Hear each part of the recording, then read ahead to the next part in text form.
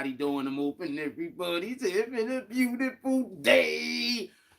Okay, we got a lot to talk about. All right. So as we already know, we're gonna be doing a. I asked y'all last night. I said, do y'all want to just, do a different video, talk about different things that's going on? But obviously, in the midst of this specific case that we're covering in court, I gave people an opportunity to vote on it. Apparently, what we're gonna be doing today, the majority of the votes from the accounts that I know. See, when I say let's vote on a thing, and it's just a ton of accounts that I don't know, I'm gonna apologize about this, kinda, but not really. If you're a person who really doesn't comment on this page, and then I say, what do you think we should do tomorrow?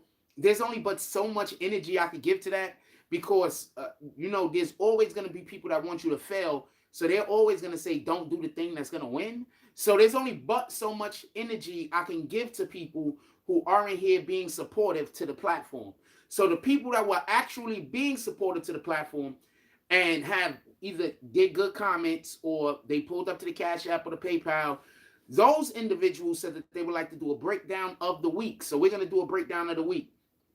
Just so we could be clear, some of the things that happened this week was we had one of the cooperating witnesses, Malcolm. We're going to be going over his testimony again.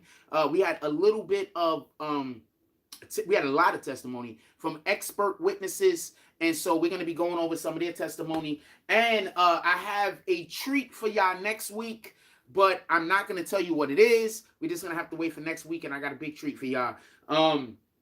We're going to get, basically, I'm going to be able to get even better confirmation as to what my notes and how it lines up with what's happening in court. I'm going to get even better confirmation of that so y'all can see I'm actually pretty accurate. I mean, obviously, I'm taking notes from what I hear, and so I'm not going to be word for word on. I can only be as accurate as my understanding of what's happening in court. Copy? So, depending on how well I understand court is to the degree that I could be accurate or competent. Depending on how competent I am with the way court works, is going to be the degree on how I can be accurate on what we're reporting. So this is what I'm reporting, just so we can be clear. I'm doing the best job that I can. I am in no way, if I've made a mistake, believe me, it's not anything that's done on purpose. It's obviously maybe I didn't comprehend and or understand the situation or whatever the case is, but I don't think there was many mistakes that I made, if any. Anything that I wasn't sure on, I let y'all know what I was not sure about, any mistakes that I could have possibly made. I was actually pretty upfront with it, that I'm not sure about this and I'm not sure about that, because sometimes I cannot hear everything and sometimes I cannot see everything. So just so we can be clear. So we're going to do a breakdown of, I'm going to actually start when we actually get the show going. I'm going to wait for a minute. As always, we try to see if anybody is going to come in. We try to get as many people in so I don't have to repeat myself. So could y'all please hit that like button? So I don't know who's in here. The people that don't want to hit the like button might be the people in here. I don't know. But if we have any of the people in here that don't have a problem hitting the like button, please hit the like button so we can send out some notifications. We haven't been in the morning lately, so I don't really expect for people to know that we're going to be in the morning. We haven't had a morning show in a while because we've been in court. But we're going to start actually with day 6, just so we can be clear. I think day 6 was Tuesday. Shoot, we are not going to start with day 6. We're going to start with day 5.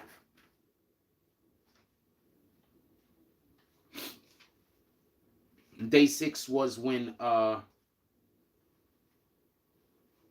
they had the witness come in, the corroborating witness. If we got any people in here that are people that don't mind hitting the like button, I'd appreciate it if you hit. Because I know there's people that just don't want to hit the like button because they just in here, but they don't really want us to win. You understand what I'm saying? And that's fine.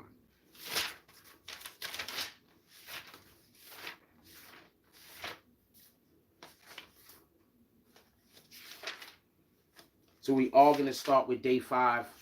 There's a reason for this, just so we can be clear. I'm going to start the day before the corroborating witness. I want to start the day before the corroborating witness. There's a reason. I don't want to explain why. I have my own reason for it. if I don't know. I don't know if y'all want to start from day one. We're doing a week review, so I don't know if y'all want to start from day one. If we start from day one, I think the show would just be too long, so that's why we're gonna start from day 5. I hope everybody's having a beautiful morning, by the way.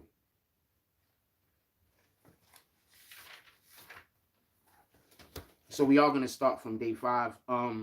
And as always, I don't record anything that's not on the record. I think maybe the first day in court, I wasn't, we haven't done this in a while. We haven't done this since the Treyway case. So I think the first day in court, I probably wrote down a couple of things, not realizing that we was off the record. But generally speaking, I don't report on anything. Once the judge say this is off the record, I don't report on it either. Shout out to Dre. He says to Frost chat, salute, boom. Appreciate you. That's a fact. We got a comment. All right. So, a couple of things I want to say before we start. So, I don't want to tell you what case it is, but there's a good chance. I don't know, but I was having a conversation with somebody, and I wouldn't be surprised if they would ask me to go cover a specific case that is not in New York City. So, we might be getting I don't want to say flew out because I don't but we might be getting commissioned to cover a case that is not in New York City. I will say this, I don't even want to say what it is because I don't want people to figure out what it is or whatever. So So we might be getting commissioned to cover a case that is not in New York City. That's going to be lit if that happens. I'm not 100% sure. But if we do that, that's going to open up a whole new lane for us because, once again, we are the only people that do this. With that being said, we're going to start with day 5. And day 5 was interesting. I guess I'll let you know why we're starting with day 5. Day 5 was interesting because on day 5, they were arguing about statements before court came in, before the jury came in. This is on the record. Before the jury came in, they were actually, the defense and the prosecution, they were arguing about statements that had to do with corroborating witnesses. And basically it was, just so we could be clear, the defense was concerned if Malcolm, the witness that testified on day 6, if he was going to testify truthfully, because they believe that he isn't going to testify truthfully, basically because getting a conviction in this particular case or any case that he's a part of that he comes and he testifies for, because obviously he's testifying in other cases also, and he's giving information for other cases also. I'm not going to say obviously, I'm going to say that that's what the assumption could be. So the defense was arguing that if he's coming in this specific case and he's being a witness in this specific case, how can we trust his testimony? Because he needs to say things that are damning to the accused in order to be able to get that 5K1 letter. He is in a federal court, 5K1 letter. So he needs to say things that are damning to the accused. So the defense team was basically arguing that they don't believe that he's going to testify truthfully. Now, independent of anything else, that is 100% what the defense is supposed to bring up every single time that there's a corroborating evidence. A corroborating witness, a witness that is getting some kind of benefit from the government or some kind of benefit from the prosecution's office for their testimony. That's 100% something that they're supposed to bring up. So some of the arguments that was brought up, just so we could be clear.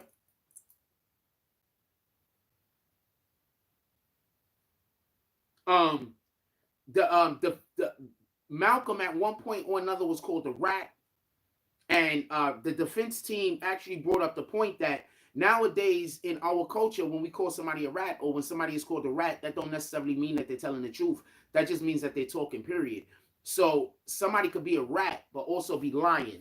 So the prosecution's point was, I believe, that he's being called a rat. So that means that he's snitching. And if he's snitching, he's telling the truth. And the defense on this specific point basically was saying, in our culture now, whether somebody is called a rat or not doesn't denote their testimony as being truthful, because there's people that are called rats and they're being called rats, even though their testimony or what they're saying is a lie. It just has to deal with being, I guess, grimy, dirty, doing something wrong, being, not for the gang, not for the people, helping the authorities in any manner whatsoever, even if you're telling the truth and or lying. So that's what the defense team was saying, and I think they brought up a good point, because that's something that I has previously said, especially when people was talking about 6ix9ine. I said, y'all keep calling him a rat, y'all keep calling him a snitch, but by doing that, when the jury hears that he's being called a rat and called a snitch, they're gonna assume that the things that he's saying is correct and the thing that he's saying is true. I'm not saying that the things that any of these people are saying is true or wrong, but I'm saying that's what the jury is gonna denote. You can't call somebody a rat or a snitch unless they're actually telling on something that happened. But the defense team's argument was, nowadays that people call people rat and snitches, and it has nothing to do with whether they're telling the truth or not, which is a fact. Anyway, in any regard,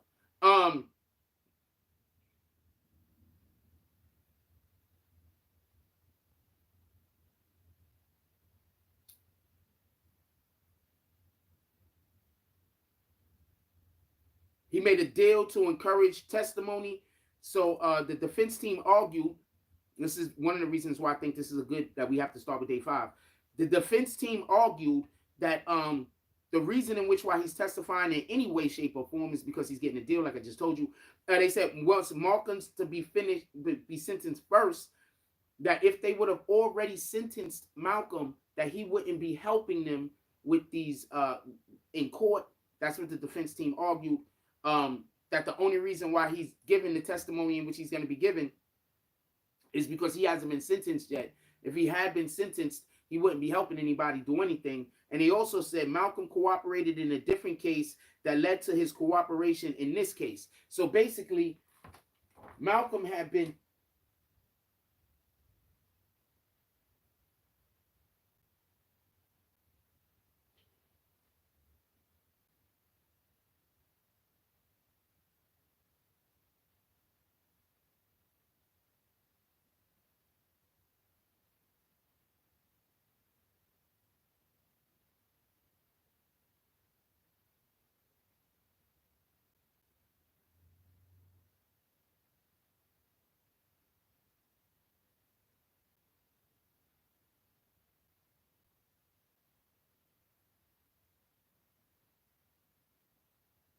Sorry. Malcolm cooperated in a different case, and because of the other case that Malcolm cooperated in, that's why he cooperated in this case, or that's why he was available to cooperate in this case. That this was, I'm guessing.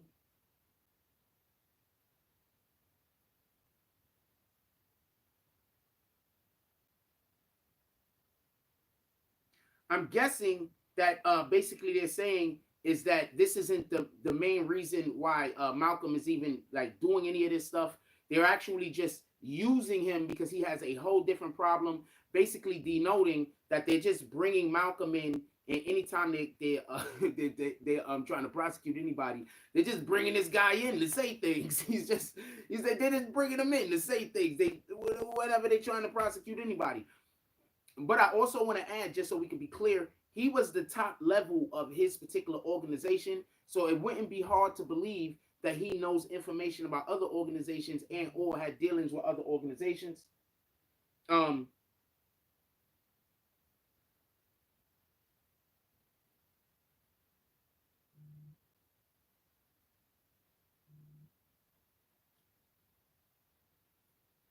So there was a thing. I'm not telling y'all what it is.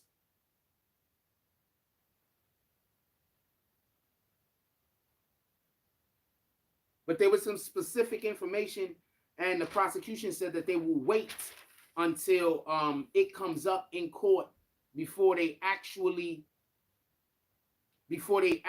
go and use any specific information. I don't think they use it, so we're not going to talk about it.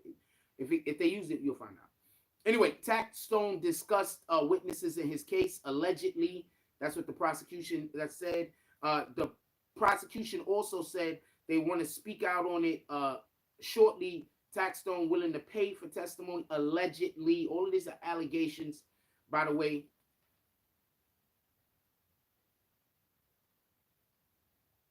All of these are allegations, or allegations on allegations. Um, so this has already been in evidence, so we're gonna speak on this. There was an excited utterance. It's gonna come up later, but they spoke about it on this particular day. It was an excited utterance that was allegedly said by Casanova. Well, it was said by Casanova after the Irving Plaza situation. They spoke on it this specific day. The defense did not want it in court, obviously, because it's an excited utterance. He was just saying stuff. The judge ruled on this. I'll tell you what that is in 2 seconds. They said within 8 minutes of the situation that happened, TAXSTONE Casanova called Malcolm and said that Tax did this. He said that people didn't want to help Tax, and he said Tax basically had no other help. He was the only person that was helping. The district attorney then crossed with that, or argued that, and said that basically the argument is that TAXSTONE's call shouldn't be allowed in court. That TAXSTONE's call shouldn't be allowed in court. And the reason why his call shouldn't be allowed in court is because at one point or another, he was actually a suspect. So if you are, Casanova. At one point or another, Casanova was actually a suspect. So this should not be allowed in court. And also, he said there was no evidence that Casanova was there when anybody was shot.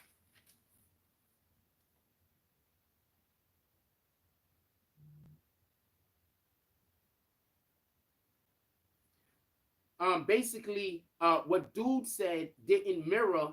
Remember, they're still talking about the witness that went the other day. They said what he said didn't mirror what Casanova said, and they said can't cross-examine Cass. Not sure why. I don't know why. They said allegedly the video has Tax was in the room. That's what the prosecution said. And then the defense team argued and said allegedly video has Tax, has Casanova. Oh, wait. Allegedly there's video with Tax outside the room, saying that that's why, he didn't do the thing. And then the prosecution added at the time of the first shot, he was in the room. So this is literally what they was arguing verbatim back and forth. Not verbatim, but the arguments back and forth. The judge gave a little bit of pushback at this point, and he allowing the jury to hear the conversation, and says that the audio actually bolsters the defense's opening statement, just so we can be clear. So the audio that the prosecution wanted to bring in, for whatever the reason the prosecution wanted to bring it in, the judge said that actually helps the defense. Then the defense argued back that Casanova is not testifying. His statement is prejudicial. If you remember last night, I spoke to y'all about prejudicial, and they don't want to bring anything into the court that's going to have the jury be prejudicial against the accused. And that's why when we spoke about the 7 cell phones yesterday, and that's why 6 of those cell phones, or alleged cell phones, 6 of those were not allowed to be able to come into court, because they had nothing to do with this specific case, and bringing it up would just prejudice the jury against the accused. And if you prejudice the jury against the accused, that's grounds for appeal, because that means that the verdict is probably not, the verdict isn't fair. That's good. That's literally grounds for an appeal, for everybody that don't know. We had people in here the other night that was trying to argue whatever with me, and like they just don't know the law. They just know street stuff. You know how people just think that the courts work like street shit work? Well, that's why black people stay killing each other. That's why there's so much death in our streets, because there is no actual structure, and people just go off of emotion. People be like all types of different emotion. Think about this real quick, and this is why I say people be trying to Emmett Till people. Remember what happened to Emmett Till? Some woman got mad at Emmett Till, accused him of a thing that he didn't do, and Emmett Till, that young boy, got lynched. That woman was probably walking through the street that day looking for somebody to pick out and get lynched. It was her turn. You understand? So that's, look, I'm going to tell you what happened. So the other day I'm in the coffee shop. I turn around, some little girl was staring at me. I don't know how old she was. I don't know, little kid.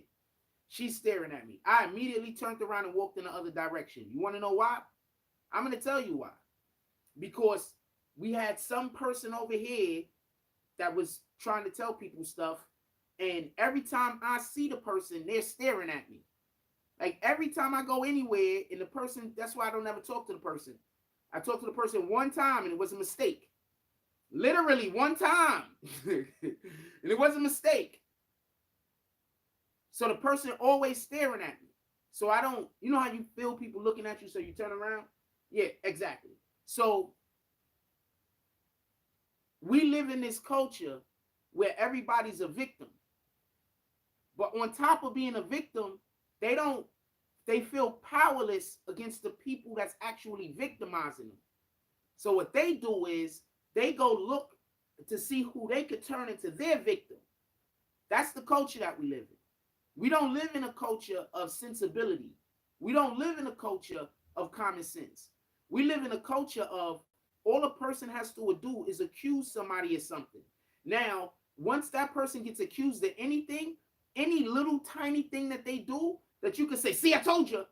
Now that person is now being accused of stuff that they never did, they never planned on doing, they had no plans on doing.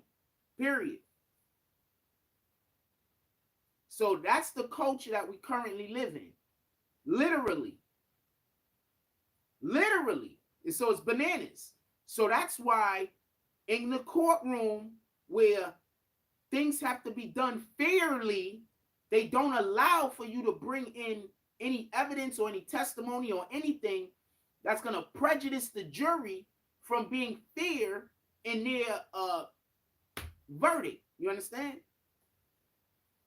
I don't even look at people when I go outside no more. I ain't even lying to you. If I'm walking on the street and I see somebody looking in my direction, I look the other way. I don't got time for this. Anyway, the judge argued, the defense said, Caswell Sr. not testifying statement of the defense said Caswell Sr. is not going to be testifying and that the statement is prejudicial.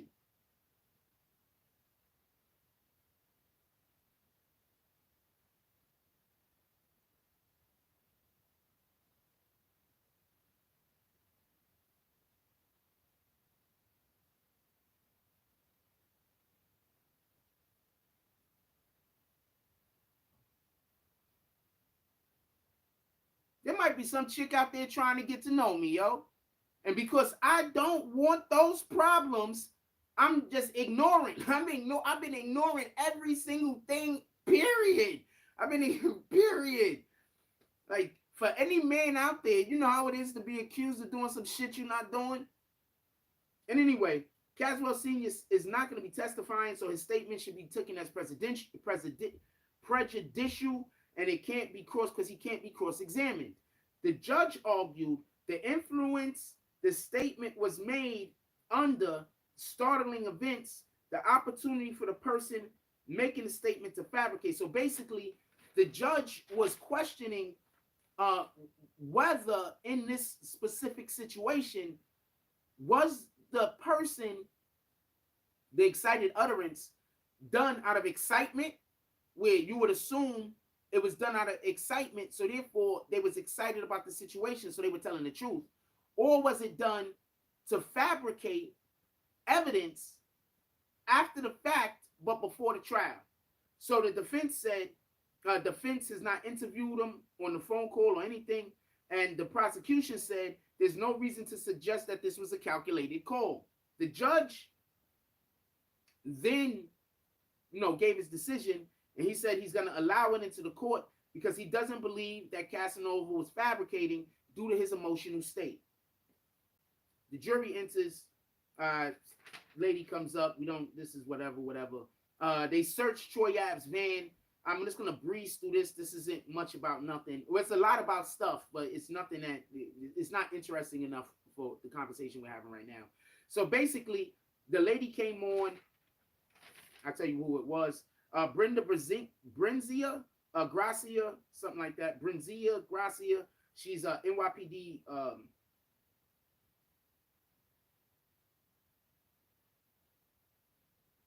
forensics specialist. She's for the crime scene unit. So she came in basically and she spoke about the guns and how they actually took the guns from Troy Ave's vehicle.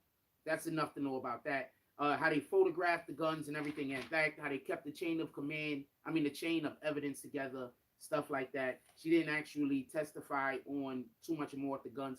Also, just so we could be clear, she's not the one that actually went into the vehicle and got the guns. She's just the other guy got the guns, handed them to her, and she put them in the bag and put them into wherever they had to go so they could get sent to the appropriate people for them to be tested. That's what she did. She never stepped foot inside of the vehicle, she says. And the individual that was the person that went into the vehicle to get the gun, he's no longer with us. After that, Tiffany Vasquez, she's the Office of Chief Medical Examiners, and she actually spoke on DNA evidence. She's a forensic biologist. Just so you can be clear, she worked on over 100,000 cases. Not came to court over 100,000 times. 100,000 cases that she had to deal with inside of her office. She's worked with. She only came to court about 40 or 50 times. You don't need to know all about that or whatever. But basically, one of the points in which she did say that I want to point out is she says that sometimes heat, sunlight, or the material that you're trying to get the DNA off of being dirty, it might prohibit a good lift, and therefore it might endanger the analysis or make it so that they can't get a good DNA analysis. She did say that. Also, she said you can never really tell who deposited the DNA first. And she said you cannot tell how long a DNA was on something. And she also said they don't accept any evidence that isn't sealed. So whatever evidence they accepted had to be completely, perfectly sealed.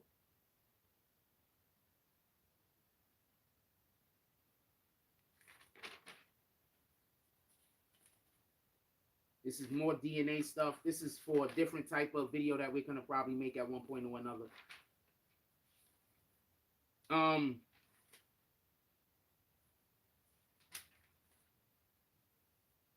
Just make sure we ain't changed witnesses yet.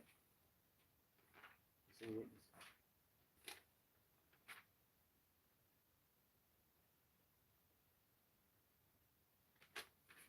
So they talked about the DNA that was on all of the weapons, on the evidence. Don't worry, that we don't need that for the basis of this conversation. But I will tell you what the defense came when they cross-examined her. And one of the things that said the possibility of human error. So they can have human error. Obviously, DNA is DNA, but there can be human error that might mess up the case study or that might mess up the test. So human error does exist, and sometimes there is human error, and there's a possibility of human error. Boom. Also, in there was a time that they failed to control testing. There was a negative control that still registered a positive match. It was like, okay, so basically, they so they can make sure that the positive match is the positive match. When they're doing it, they also do a test where they test it specifically in order for it to come out negative. When they did a test specifically in order for it to come out negative, what actually happened is it came out positive. So there was a problem there. That did happen. And they inadvertently did test wrong. So that happened by accident also. Also, there was a communication with the DA's office and the NYPD while doing the test. So basically, the DA's office and the NYPD was calling them up allegedly. Well, they were calling them up and telling them to hurry the test along, rush the test. So I'm guessing that was brought up to say that there's possibility for human error, like previously mentioned. ASAP was literally written on the form. They was encouraged to push this sample to the head of the line. And at one point or another, Casanova and Troy Ave was listed as suspects. But I'm not here to argue no points. Let me be quiet. Did not fill out all appropriate forms after they made the mistake. So after they made the mistake, there's a form that they got to fill out that explains the mistake that they made that has to be on file. They never filed that. Actually, the person who made the mistake isn't with the office anymore, isn't with the What office is this? Isn't with the crime scene unit anymore. Isn't with this forensic office anymore. They don't work there anymore. The person that actually made the error. They didn't put out the non-conformity form. That's for mistakes. And also, apparently, there was DNA on the floor, and they're saying that that was TAXSTONE's DNA. So that lends to the idea that he was beaten up. He was beat up. I have not seen TAXSTONE's tweets. Hold on. Let's go to them right now. I can't because I don't have Twitter on this phone. I got Twitter on my other phone. What up, everybody? Hope everybody's having a beautiful day. Hit that like button. What up, Pop? This guy said, Soldier Boy. He said, Soldier Boy Troy is taking a stand Monday. You're a funny guy. Fox 5 said, Frost, what up this morning? Pierre Dice Valley said he finally. I have not seen TAXSTONE tweets, but maybe they're on this particular phone, so I can't look at them right now. Maybe we'll look at TAXSTONE tweets at another time. Maybe I'll look at TAXSTONE tweets and see what he's talking about. What is he tweeting? Put it in the chat. Oh, he's the one that tweeted Troy Ave testifying Monday. Yes, Troy Ave is testifying Monday. I told you that already. A third person DNA was detected, but they were not identified because they're not in the database. If y'all liking the content that we're dropping, if you're appreciating the way that we're covering the case, drop some frost down there for me.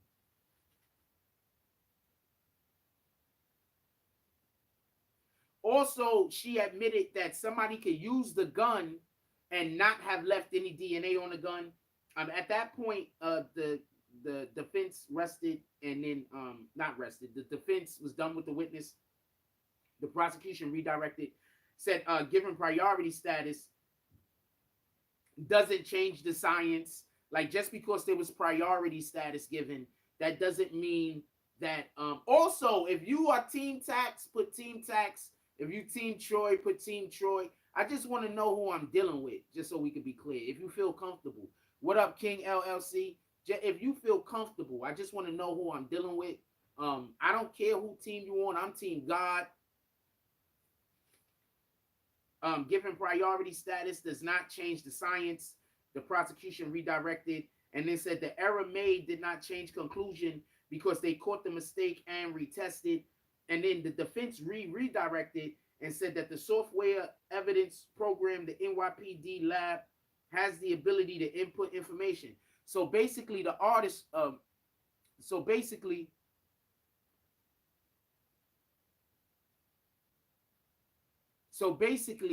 happened is, inside of the database that they use after they get their evidence, the defense team says that the NYPD lab can also has the ability to input information. So you can take that with however you want to take that. What up, Darkwing? Salute. Man says Team Troy. Realize, stay blessed, live, love the work, appreciate you. Pop said Team Tax by the way of knowing who Troy Roland Collins really is.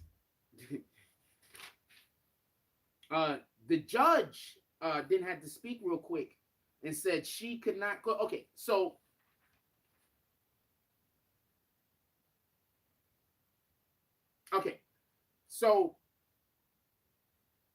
the defense redirected, and on the defense's redirect, they basically said that the NYPD has the ability to input information into this database. So the prosecution redirected and had to explain how she came to the determination of the DNA on people's 276. But what was really going on was this. Listen and pay attention. I'm going to tell you what was really going on. You at Times Square today? I'm not going to be able to pull up. I got a thing. It's my homie birthday. So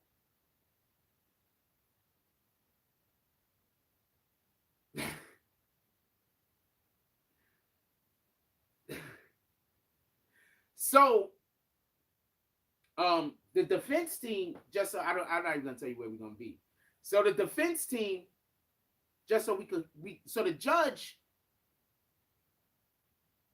the prosecution, I'm not saying that they were doing anything that they were not supposed to be doing.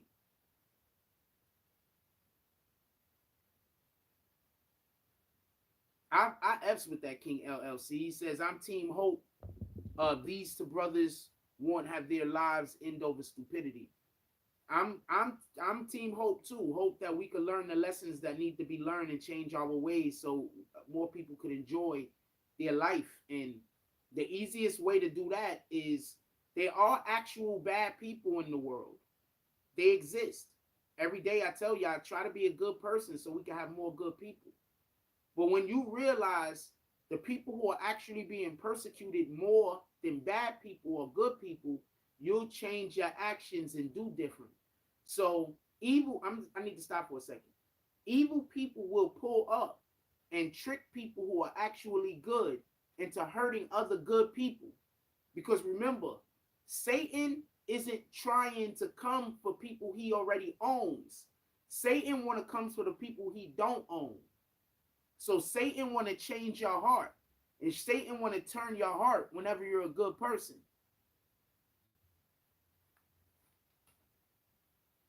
R.I.P. Banger. Rest in peace to that man.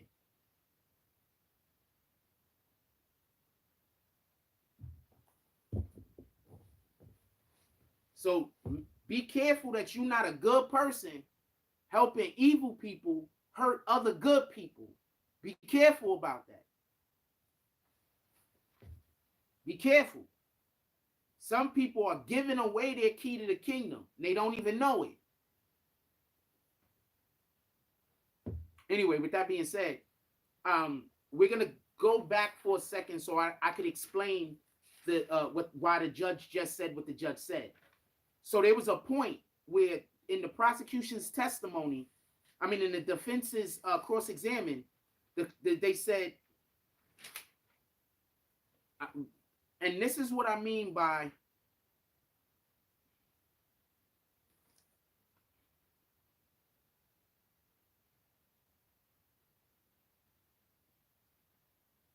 in order to be a defense attorney, no disrespect to the prosecution, but in order to be a defense attorney, you have to know how to distribute information even better than if you're the prosecution, right? So I'm going to point out a couple of things and then I'm going to tell you what the judge actually, I got to point the things out first. Sometimes I could say what the judge said, but I'm going to point the things out first. So the first thing the defense asked this particular DNA expert was, there's a possibility of human error. The person agreed. Human error is possible. And then they spoke about how there actually was a mistake. And then after they spoke about how there actually was a mistake, they then spoke about how the NYPD was rushing the test, therefore exacerbating the probability of error. Pay attention. Then they were talking to them and got them to say that they didn't even fill out the appropriate forms after the error happened, denoting or alluding to a cover-up. I'm not saying that anybody was covering anything up. It could have just been a mistake. I'm explaining to you the questions around, or my interpretation of the questions around what the defense team did. Then the defense team got them to say they got DNA off of other items at the crime scene, right? No human DNA was found. Then they say, or for some other items, but there was DNA found of Daryl Campbell's tax stones on the floor. going back to he was attacked. Now listen, pay attention. Then they said there was a third person's DNA detected that has not been identified. Right? And then they said, can someone use the gun and not leave DNA? Boom. They ended their cross-examination on that because that was agreed. So the prosecution now made them, he basically said, just so we can be clear, there's a chance that y'all could have messed up, right? Yeah, okay. Then he said, you actually did mess up at one point, right? Yeah, okay. Not only did y'all mess up, but then you kind of tried to hide the fact that you messed up because you didn't fill out the appropriate paperwork explaining that there was an error, right? Boom. And then, okay, so forget about that. Now, y'all got blood off of the floor, right? And it was my client's blood, TAXSTONE's, right? Darryl Campbell, right? Yeah, boom, right? Get it? Then said there was a third person's DNA detected that you guys don't even know who that third person was, right? On the gun, right? They said, yeah. Said, boom, okay. Then said, can someone use the gun and not leave DNA? They said, yeah. Boom. So that right there, reasonable doubt. That's what he's trying to create. So the prosecution redirected and basically had them clarify the test because the test is where the problem exists at, or where they saw the bigger problem or issue at. Because basically what he was saying was, is there a possibility that somebody else actually used the gun and we don't even know who that person is? So the prosecution redirected very intelligently and asked very quickly too, by the way, does that change the science? They said no, the mistake. Said the error, they would have came to the same conclusion. Boom. So then the defense redirected and said the DNA evidence that the NYPD labs have the ability to input information into what you got as where y'all keep the information at on the database, right? She agreed. Boom. So not only did y'all make a mistake, not only did y'all cover up the fact that you made a mistake, but in addition to that, somebody else can input data into the database that y'all use to try to convict my client. Boom. So the prosecution said, no, we're not doing that. And the prosecution then had to explain the determination of the DNA, and that's People's 276. The judge stopped everything at that point because the judge said, look, this shit is too confusing. I believe the judge understood it just like I understand what was going on. I 100% believe the judge understood what was going on. What I think the judge was doing, what the judge's job is, and making sure that the jury understood what was going on. So the judge plain asked her. She said she could not determine how many people touched the gun. So any number of people could have had touched the weapon. She can't determine it, the witness. And that's how that ended. I don't know how y'all feel about that, but that's how that ended. The next witness came up, Officer Keenan. He's a evidence collection team. Am I being clear with this? Am I being clear with this? Did y'all understand what I was just saying? So then the evidence collection, Officer Keenan came up, 5 years evidence collection. He's been working 18 years on the force. He started at the 13th precinct. That's the precinct where all of this happened at, basically. And on May 25th, he was assigned to Irving Plaza. Boom.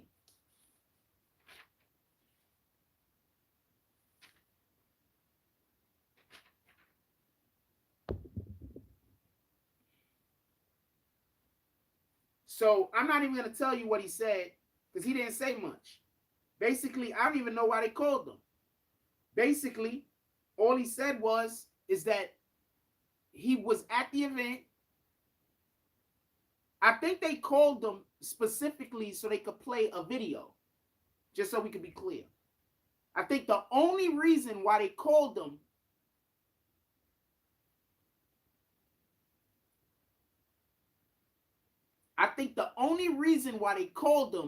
was so they could play a specific video. That's the only reason why I think they called them, because he didn't say anything. All he said was, just so we can be clear, look, I have nothing. He said nothing. Look, I don't have nothing marked. He said nothing. This is the defense. That's when the defense cross-examined. He said nothing. R.I.P. Benga. He said nothing. He said nothing. Matter of fact, I'm just going to read what he said. He said he heard commotion outside over the radio, learned there was a gun inside, went up to the second floor, was clear, went up to the third floor. Third floor was chaotic. Someone was on the ground in front of the bar, commotion in front of the bar area, not sure if arguing or fighting at the time. Immediately saw a person on the ground. Person on the ground was getting aid, so he made his way to the side stairs. They went up the stairs to the roof. No threat on the roof. Was told to remain on the roof by the supervisors. Was up there for an hour. When he came down off the roof, he went to the street, and therefore he stayed. That's it. That's what he said.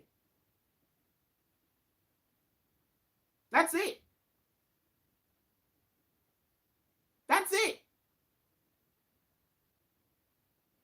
That's all. So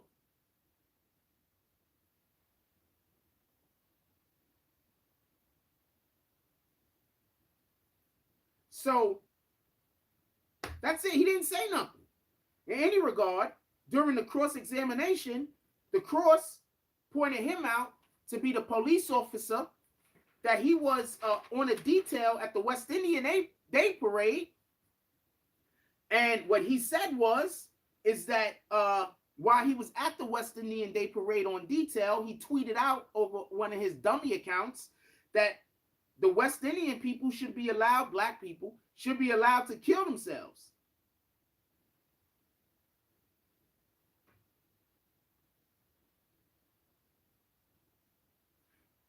Yeah.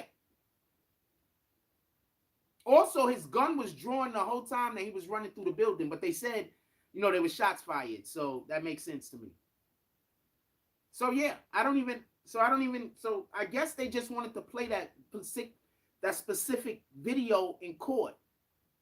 They wanted to show the audience, the jury, that Benga's body again. That's all I could assume. That's the only reason why I would see that you would call this guy.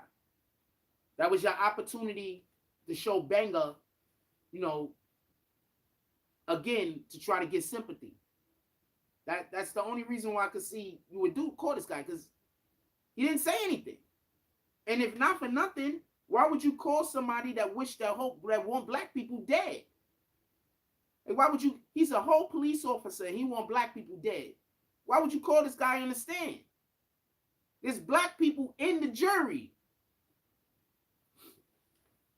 So shout out to Officer Keenan.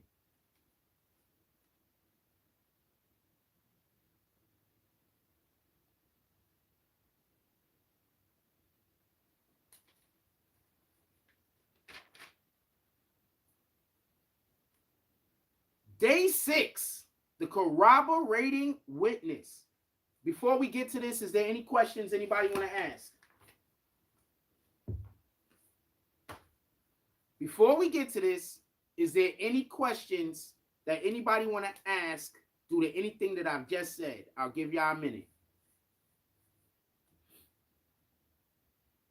If you are enjoying the show, you can pull up to the Cash App or the PayPal. And if you're one of them people that's going to act like you don't see the thing, I don't got time to play with you. This is my job. Yes, they did show that, but they showed that on the previous day.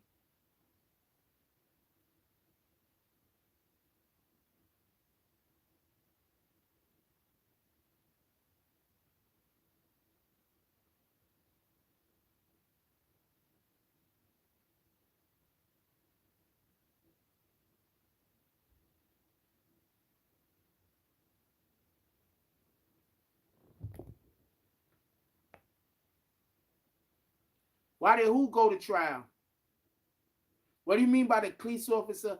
The police officer tweeted out on one of his dummy accounts. While he was at the West Indian Day Parade, the police officer tweeted out that they should allow for black people to kill themselves.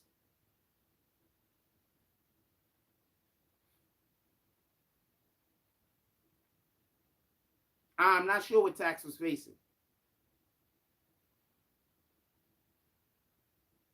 I believe 4 people got shot that night.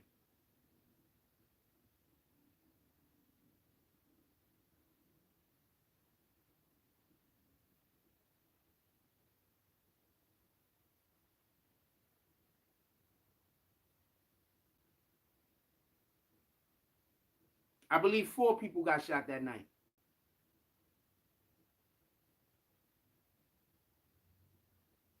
Come on, before I get to the next thing, give me the questions.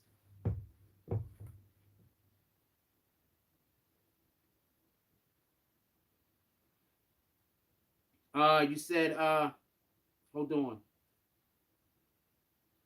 Did they show the video? Someone took it an incident. They showed the video earlier. Already they've been showed the video. I think like the second or third day or something like that.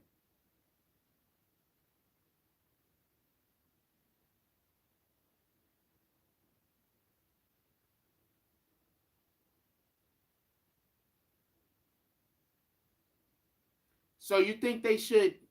You think defense attorneys should only get paid if they win the trial? You don't think? Wait, hold on. I just want to be clear on this, 27 Mayor. You think defense attorneys should only get paid if they win the trial?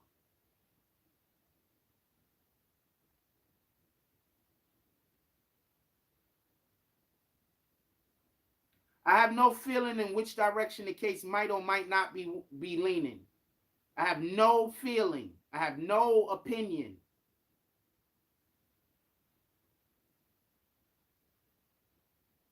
We talk about the people that got shot. It just they didn't come up on in court this day.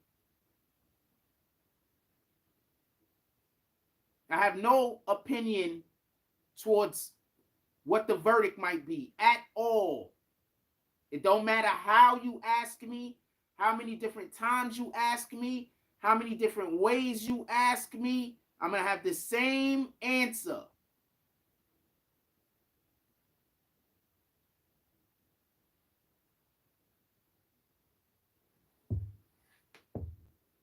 That's not my job, just so we can be clear, with all due respect.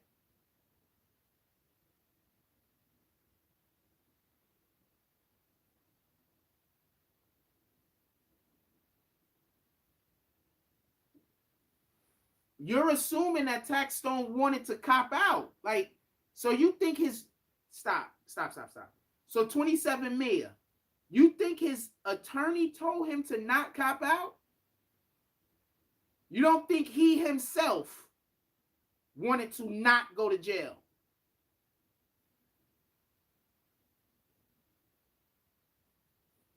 I want you to listen to what you're saying. And I don't know how you think that makes a lot of sense. It doesn't to me. But apparently it makes a shitload of sense to you. And I'm not mad at you.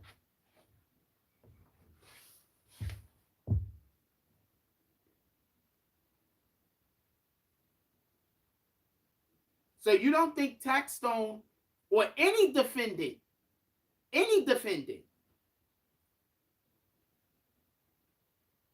so you think, but my point is not everybody thinks like you. So I'm not going to get caught up on this. That's your opinion. You have a right to have that opinion. Why can't TAXSTONE has his own opinion?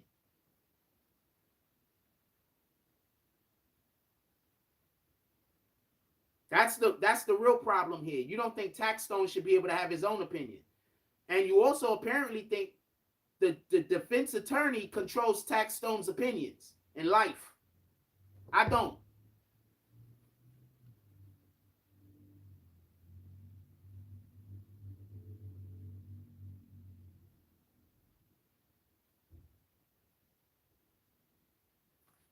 I don't. So you can think that way if you want. I ain't gonna stop you. I don't though. In any regard.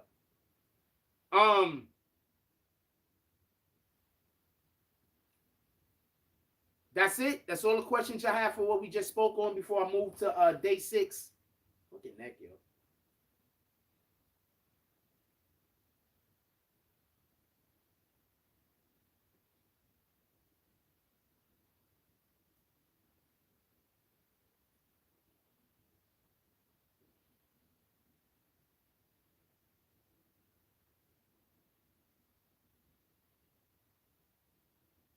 Shawborn says either way, tax is still. Well, he's currently in trouble for the guns that he had to cop out to, isn't he? You can tell my neck and back is. I gotta go get a chiropractor or something. This shit is. What the fuck, man?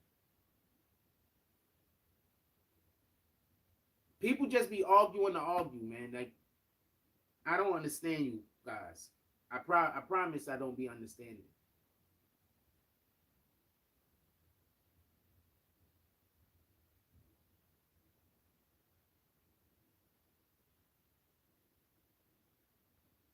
Scene says Tax would have been sitting in jail for this charge. Might as well cop out to a gun charge you can't beat. He did cop out to the gun charge. I'm not sure what you're saying there, but he did cop out to the gun charge that he can't beat.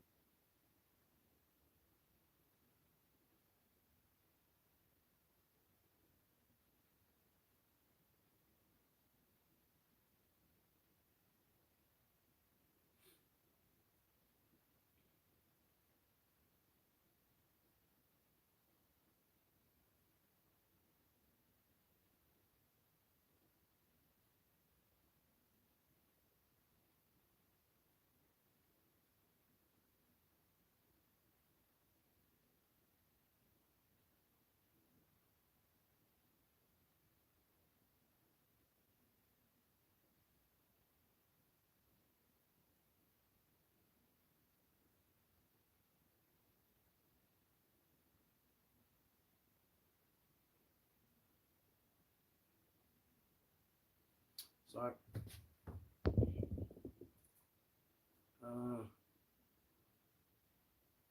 Defense has not put their case on yet. You are 100% correct.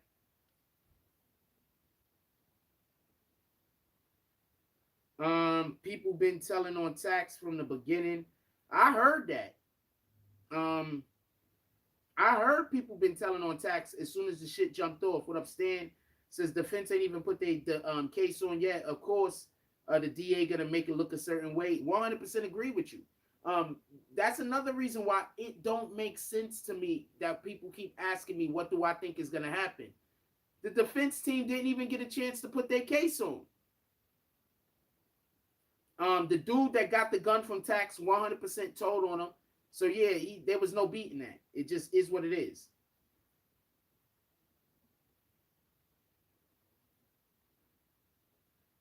How do you know he's gonna get time served for the gun? Do you even know how much time he got for the gun?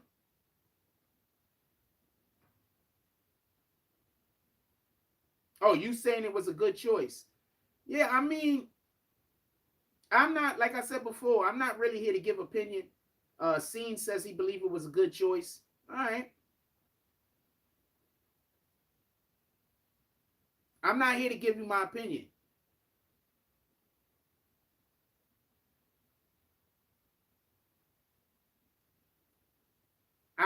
I'm not answering any questions on how well I think. I'm not answering any questions that has to be based on a verdict. I don't understand why I got to keep saying that. Y'all just keep asking me the same question in different ways. I don't get it.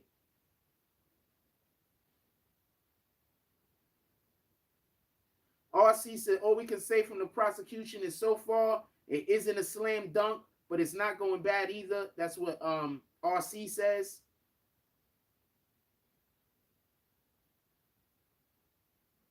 I'm not going to repeat live dollars.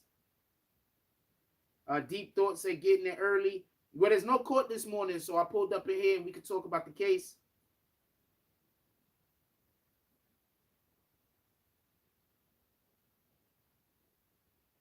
Shah says, time served my ass. He's a convicted criminal. What you mean? Make it make sense. 27 Mail says Troy is claiming self-defense. Self-defense is extremely hard to win in New York City. So literally, Troy Ave needs for TAXSTONE to be found guilty. Literally.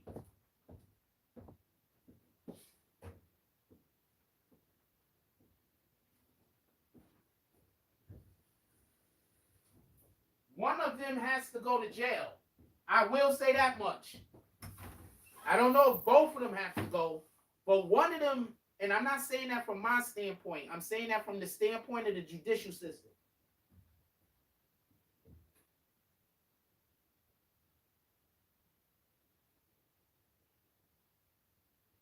And that's basically what the defense is saying when they say that you can't trust Troy Ave's testimony. I'm not saying that you can't trust Troy Ave's testimony. I'm just saying that that's a point that the defense made.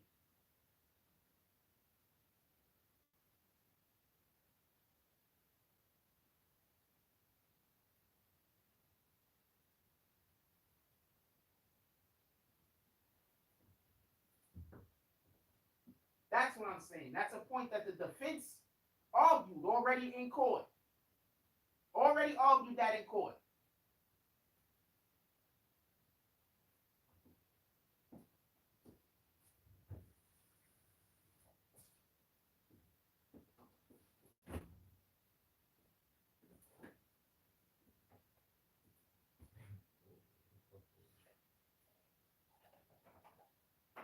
Just had a flashback of some funny shit that happened the other day. You know, like when somebody tell you something that you already know, but you forgot you know it?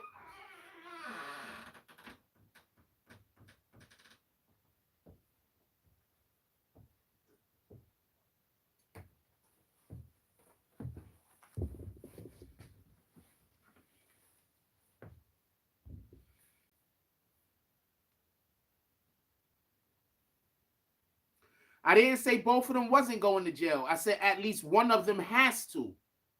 You know, changing what I'm saying doesn't make me wrong. Just so changing the context of what I'm saying doesn't make me wrong. We got 115 people in here. Can we hit that like button and send out some notifications? We got 117 people in here. Can we hit that like button and send out some notifications?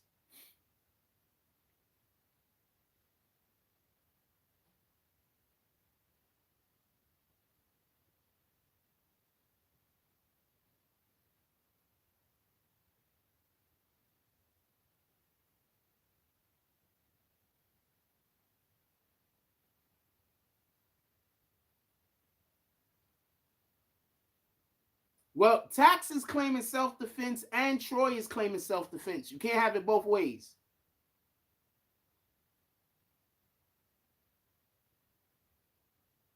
The video that we saw on camera with Troy Ave firing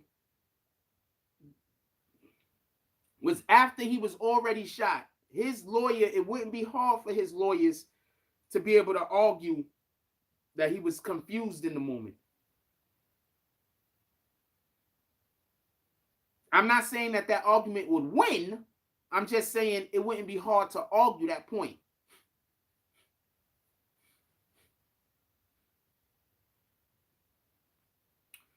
There is a self-defense law in New York City. It's just extremely hard to use it.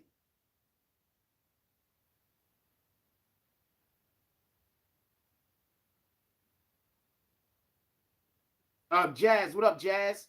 She said there is no self-defense law in New York City. There is a self-defense law in New York City, but it's extremely hard to use it. Like, the things that you have to prove self-defense is like probably the highest in the country. In states where self-defense is applicable.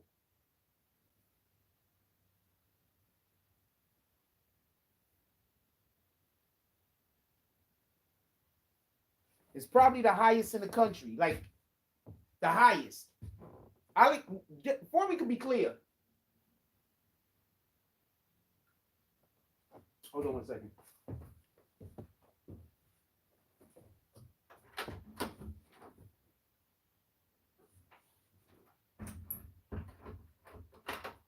just so we can be clear, whenever you have a population as dense as New York City is, you have to take into consideration that there's going to be a lot of fights. You have to take into consideration that there's going to be a lot of conflict. You have to take into consideration that people often believe themselves to be the victim of the assault.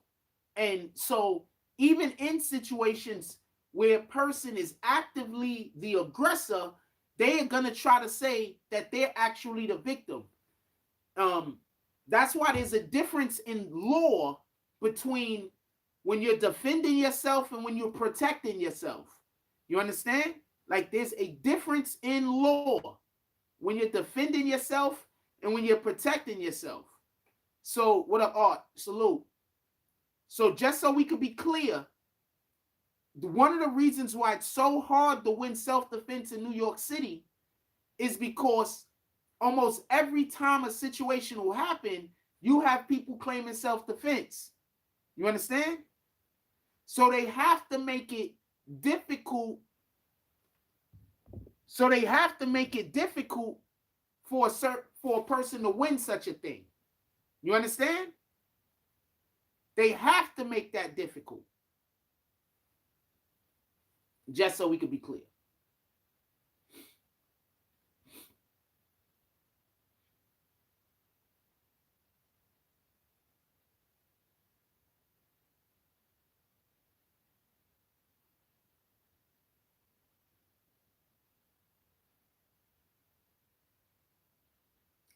Scene says, I went to the range of first times a few years back and it took me a minute to be able to hit paper.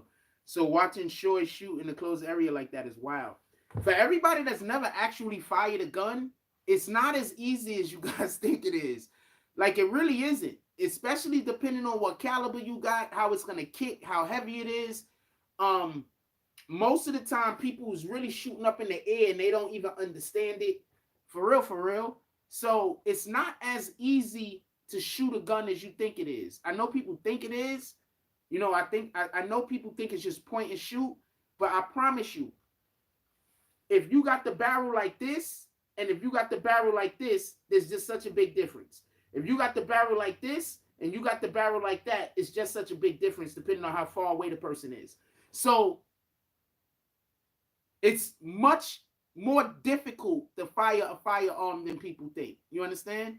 I just want to say that for people that don't know.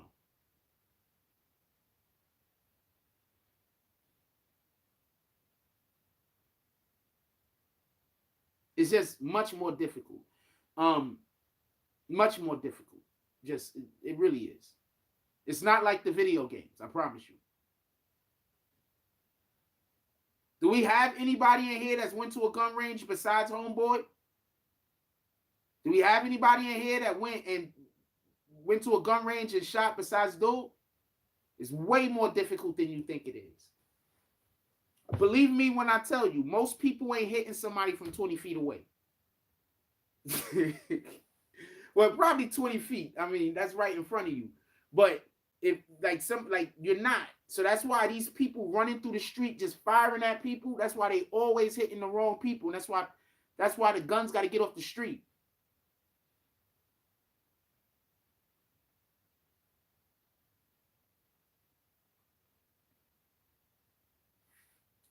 Somebody said Jay Prince arrested. Hold on.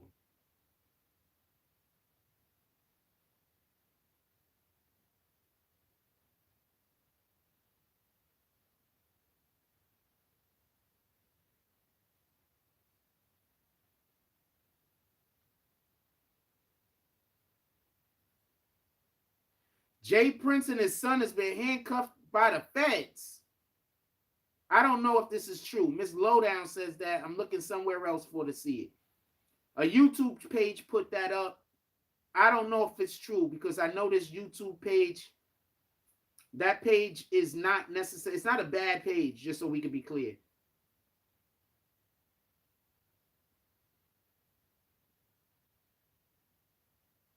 And it allegedly happened 17 hours ago, and that's the only place it's up. I don't know if that's true.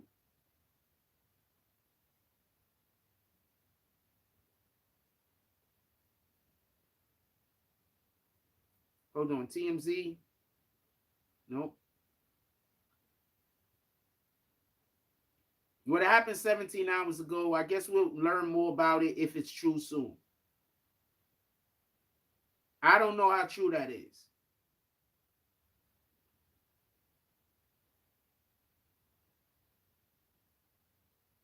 I don't know how true that is. And I'm not saying that the YouTube channel is wrong. I'm just saying that's not a YouTube channel I go to and think and get information from. That's what I'm saying.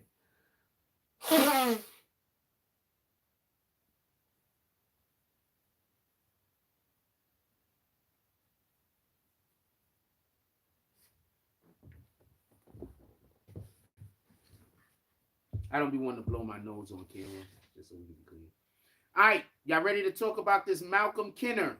Who's ready to talk about Malcolm Kenner? Drop some frost in the chat.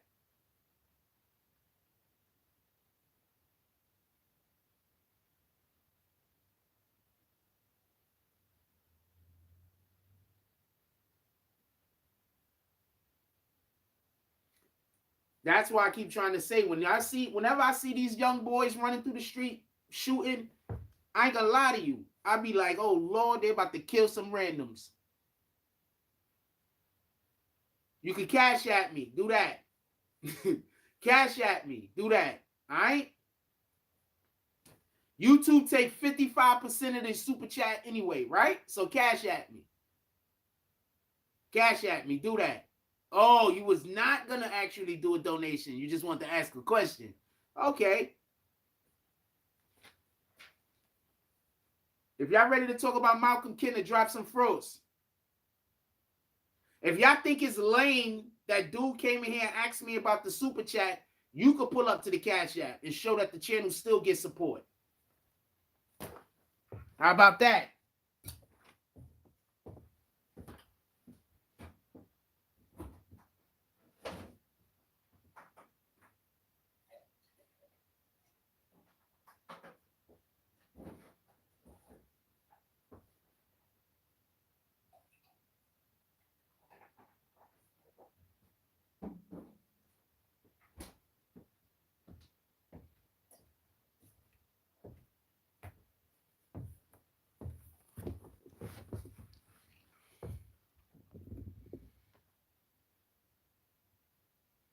What up, DJ? Oh, God watch over all of us. That's a fact. Y'all ready to hear about Malcolm Kenner? Drop some frost in the chat. No. They come in here to ask me about the super chat all the time, and they have no plans on doing donations. I know you're saying that that's rude, but it's not. It gets annoying after I have to go through that all the time. And I don't want to have that conversation. They're just trying to make me talk about something other than the show. That's it.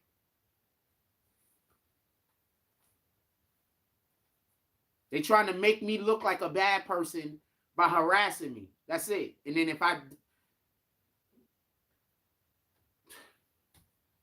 I'm just not responding back to those comments no more because I can't win. No matter what I do, I lose, right? So I'm just not responding back to those comments no more. Anyway, are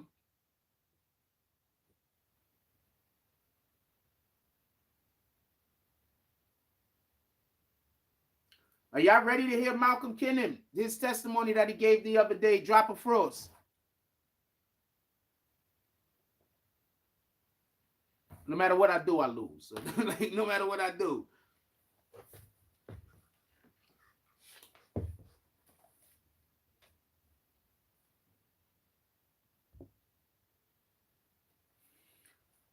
All right, so real quick.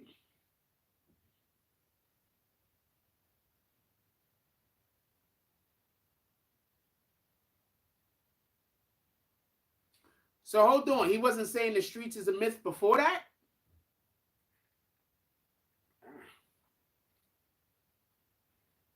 Hold on. Troy Ave wasn't saying the streets is a myth before that happened?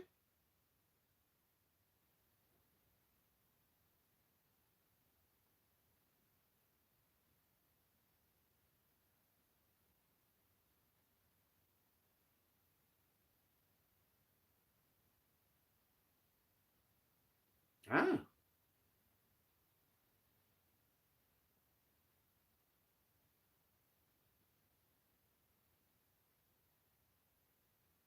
Huh? What up, lovely piece?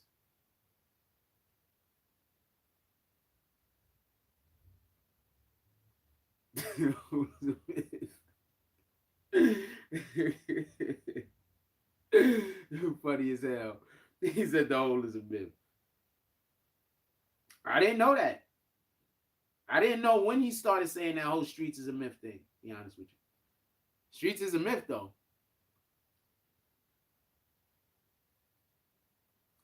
Wait, he was claiming to be the first rapper to talk about selling drugs on what?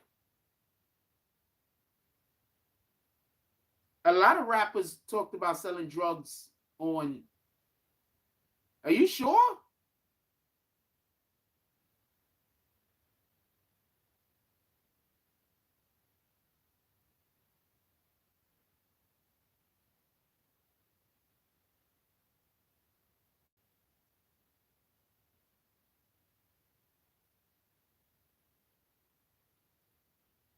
Are you sure? Because there's a lot of rappers that talked about selling drugs on on um on music. He couldn't have been saying that he was the first.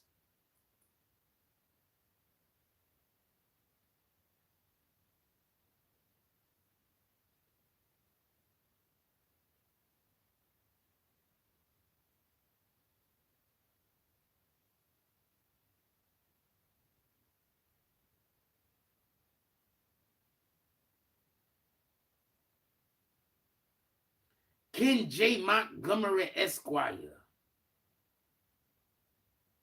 Pops is defense attorney like Ken J. Montgomery. Everybody call him Kenny.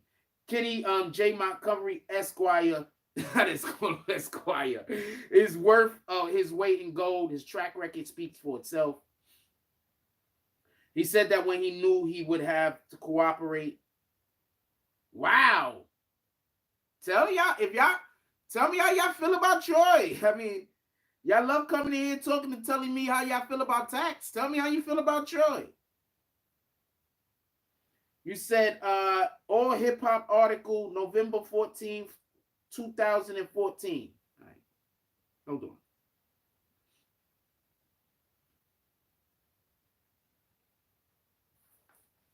Hold on. Let's Google this real quick. Hold on. We're gonna slow down.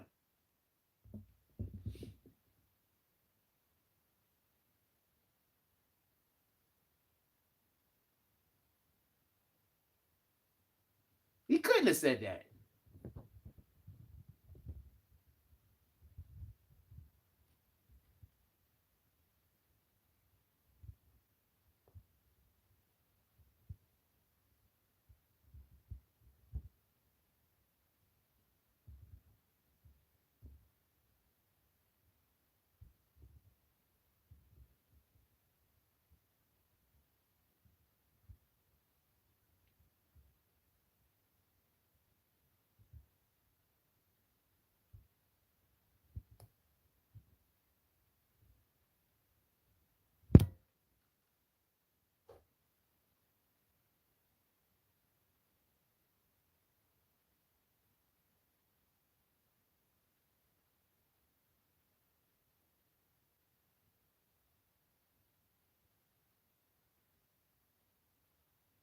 Look, all music, right?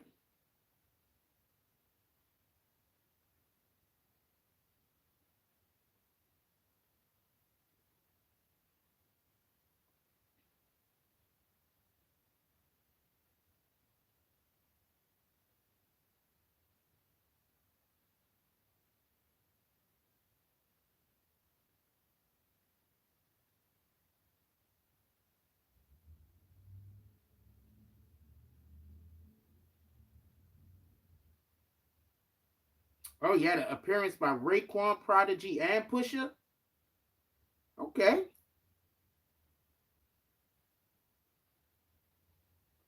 It peaked at 14 in 2000.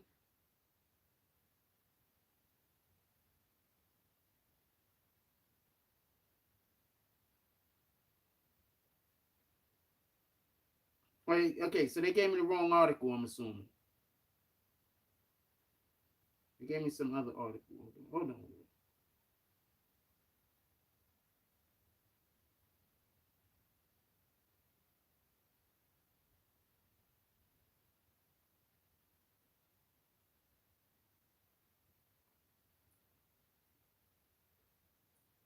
Hold on, I found a different article. Hip Hop DX. Troy Ave took the they didn't put his space. Troy Ave took to Twitter to claim that he is the first Brooklyn rapper to talk about drugs in his raps. First nigga out of Brooklyn, New York City, talking heavy drug talk in his raps.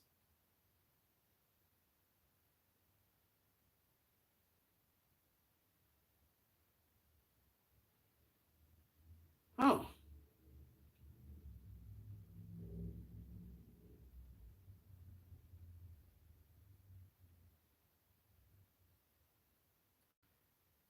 Maybe he doesn't know that Jay-Z exists.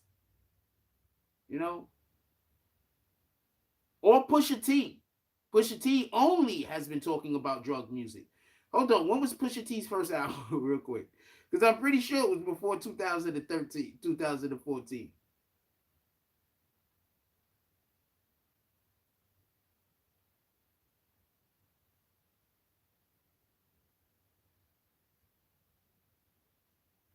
(2001). 2002 is when the album dropped. Yeah, so I don't know what he's talking about. I'm not trying to knock Troy. That's bananas. That's bananas. Biggie was rapping about work. Pusha been rapping about work. Jay-Z been rapping about work. Realistically, there was some dudes in the 80s rapping about work. In the 80s. So, I mean, I don't know what to tell you.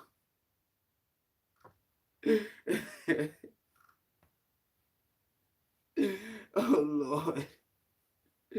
Shout out to the Most High, man. It just can't nowadays, man. So that's why everybody mad at him. That's why everybody mad at this guy. What the hell, fam? I'm not mad at him, by the way. I don't care what he claims to be or is or whatever. I'm not mad at him. Just so we can be clear. I don't care about that. Just so we can be clear. That's not something I care about.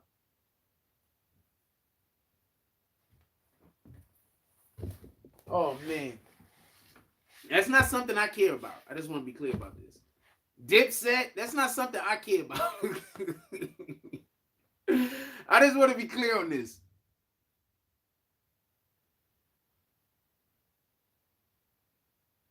Oh, my fault then, Ron. I just got a couple of weirdos that come in here and talk about my super chat since I'm not getting super chats currently.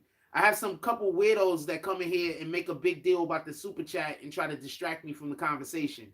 So I want to apologize. Copy? Whether you accept the apology or not, I'm apologizing. Is that cool? Even if it ain't cool, I'm apologizing. It don't matter.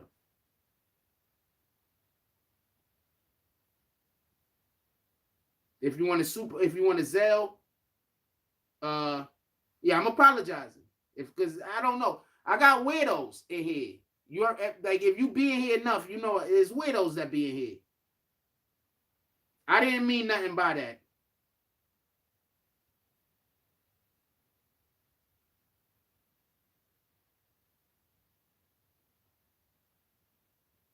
See, even DJ Science know the usual haters.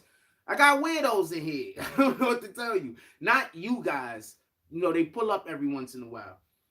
That's my jump off. If you want to send a Zelle, there goes my email. If you want to send a Zelle, I definitely appreciate you, and I didn't mean to come at you like that. My apologies. I can admit when I'm wrong. Although I'm not actually wrong unless you send the Zelle, just so we can be clear. But I can admit when I'm wrong. All right, let's talk about Malcolm. People were like, yo, he's going to talk about Malcolm for the last 20 minutes. Well, yeah, then y'all start saying funny shit that we start talking about. I don't know why. That's why people are mad at Troy Ave. That's why people were mad at Troy Ave. I guess I understand why people were mad at Troy Ave now. I mean, I don't think they should put so much energy into it. To be honest with you, obviously we see what happened with the energy created. I don't think they should put so much energy into it, but that's on me. Like, who the hell am I? But I see why people are mad.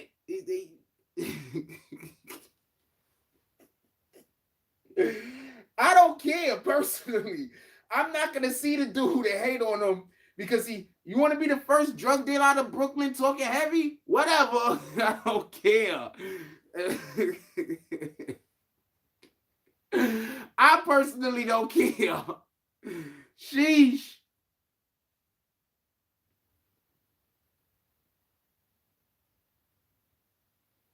This is crazy. This is bananas.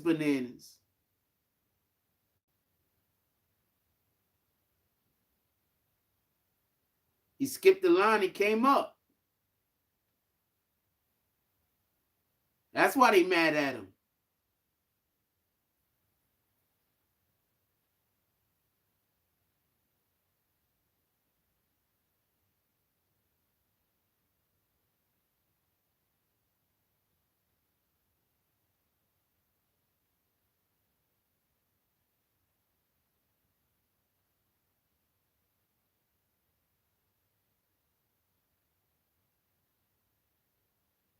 Which gram am I checking? Instagram? Which gram am I checking? BBN or Jack Frost?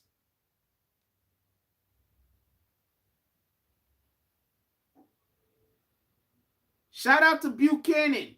That was you, right? Salute with the $5 drop. I can't show the thing because I don't want to show your information.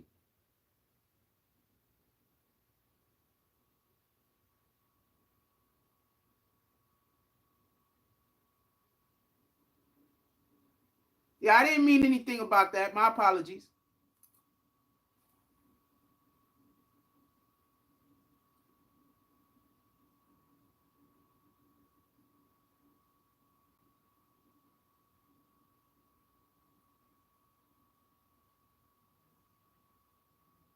Yeah, I don't know what I'm checking. I don't know where on the gram I'm checking. Anyway, trial should be over at the end of this week. That's a fact. I got to remember, a lot of people are here. They don't know. You are correct, Jazz. Stan says, I think the issue is him telling, ain't nobody respecting that. I was rocking him all the way. Then I was a fan of him and Tack. Appreciate you, Ron. Definitely appreciate you. And I want to apologize once again. I got weirdos that be coming up in here. You don't know about them, but they weirdos. They be coming up in here all the time. All right, let's go. Let's talk about, I've done sat on this for a dumb long time. Well, we still working.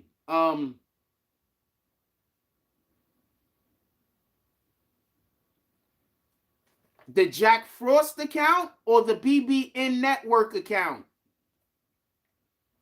And I take notes. All right? We take notes over here. We take notes over here. I don't know what anybody else is doing when they're in court. We take notes. Copy? I'm a career college student, homie. I know how to take notes. How else you gonna pass tests and shit?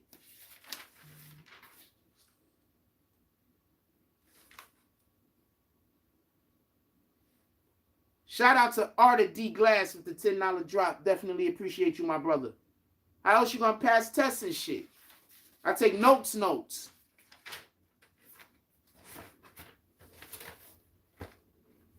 And my notes can have human error. I'm a human being. I can make mistakes like any other person. I'm not Jesus nor the Most High. With that being said, we're talking about Malcolm. Let's start this. I know a lot of people is like, this guy's never going to get to this. Usually I get sidetracked when y'all guys is doing good comments and I start joking around and having fun with you guys. So I get sidetracked sometimes. It happens. Hit that like button, though.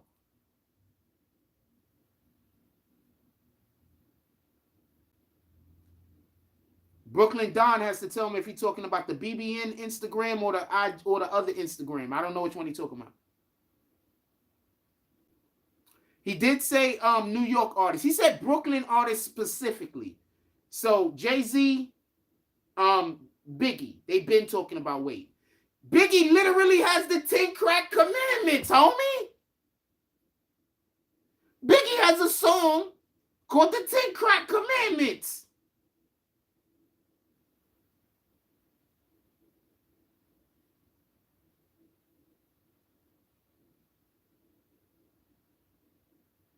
You do know this while you... Also, I'm just going to leave it alone because I'm not trying to make no more jokes about him. Shout out to Troy. Shout out to everybody involved in this situation.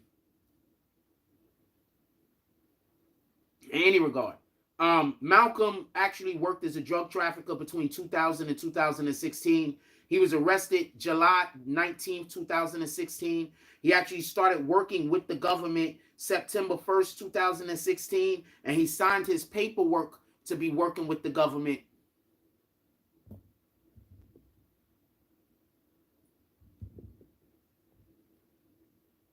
And he signed this paperwork. I'm going to say this real quick. We had a video about a month or two ago, maybe that long, where I made a video saying the way that TAXSTONE was trolling Troy Ave, it was like he wanted to have sex with him. I made one video saying that. If there's other people that stole that video and now they're making videos on that, for all the people that are mad that I said that, y'all need to go after those people.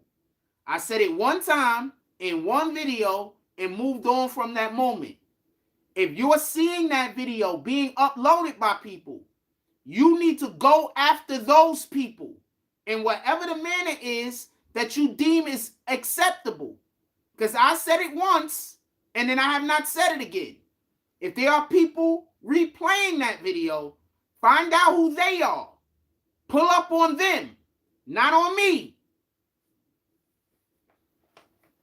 They're literally trying to trick you into killing me. Ta-da! I just want to say that. If you fall for it, fall for it. All my problems go away when I die. So I don't know what to tell you. I'm on the fence about that. In any regard, I'm going to start back over.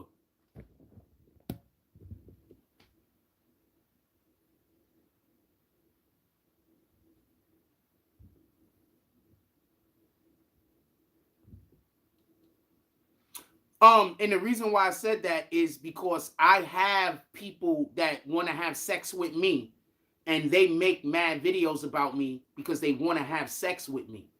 So that's why I said that. There are grown men that want to sleep with me, and since I don't give them that attention, they make videos about me. So that's why I said that.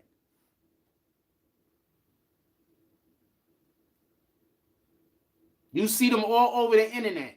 So it is what it is. So if there are anyone playing those videos, I said it one time. If there's people reposting those videos, you need to pull up on them, not me. I said something one time. They want everybody in the world to see it. So that means that your problem is with them. Don't worry. If you need to find them, it's not hard.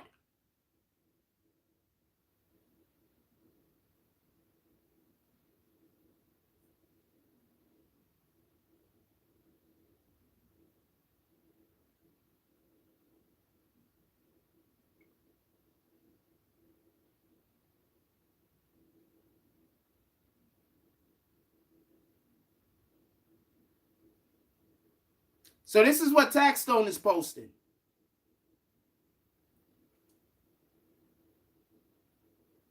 Oh, shit. So this is what TAXSTONE had posted previously. I don't know if I want to show this guy's photo on my paper, on my page. mean, he was in court.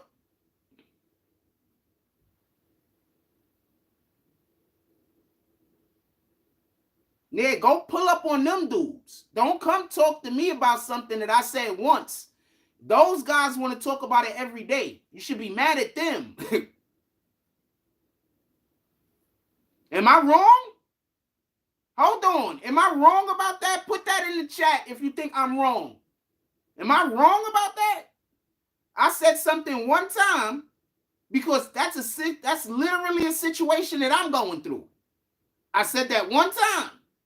And the dudes that want to have sex with me keep posting it over and over and over, trying to get TAXSTONE people to come at me. Am I wrong about that? Saying go pull up on them? Go pull up on them.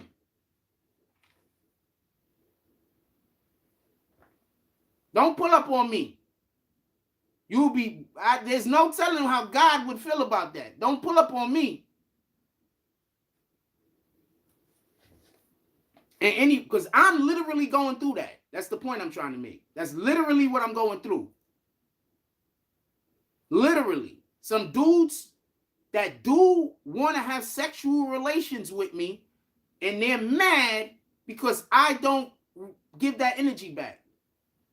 Yeah, God first. That's a fact. They mad that I don't give them that energy.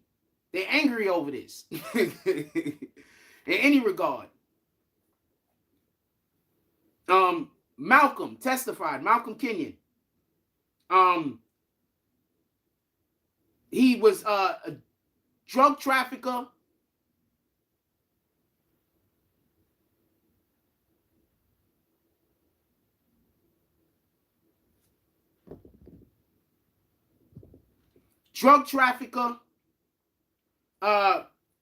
Circa 1999, 2000, and 2016.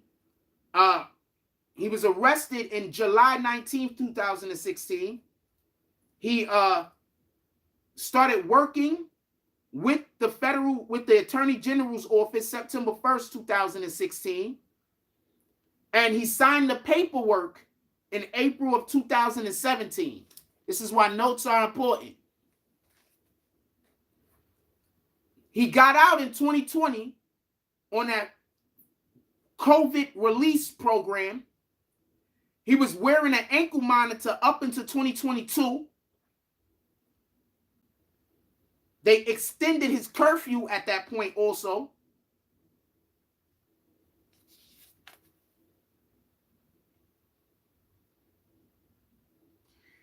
He got caught because he called the dude that was on a wiretap.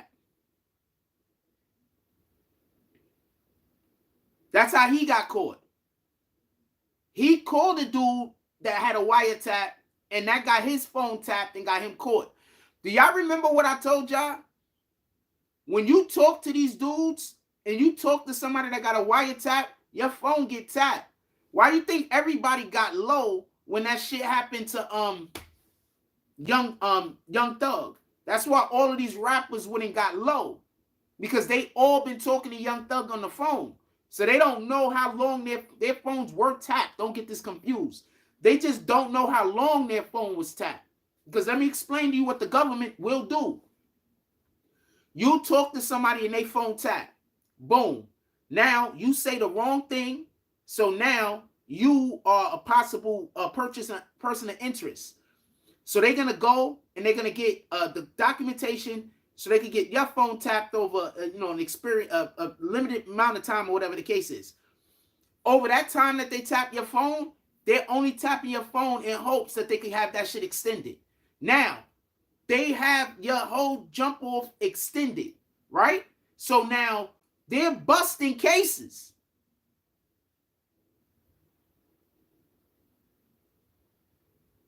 You don't know your phone is tapped. The people that's getting busted don't know that they got busted because your phone was tapped. Because what the government is doing is they're working backwards. They're finding other reasons to explain how they knew the information that allowed for them to do that bust where your phone was tapped. You get it? They work backwards. It's like when we go to school and you got to show your work. You do the jump off. You ever see when they give you the equation already finished, and now you have to go backwards to figure out how it got done? So that's basically what they do.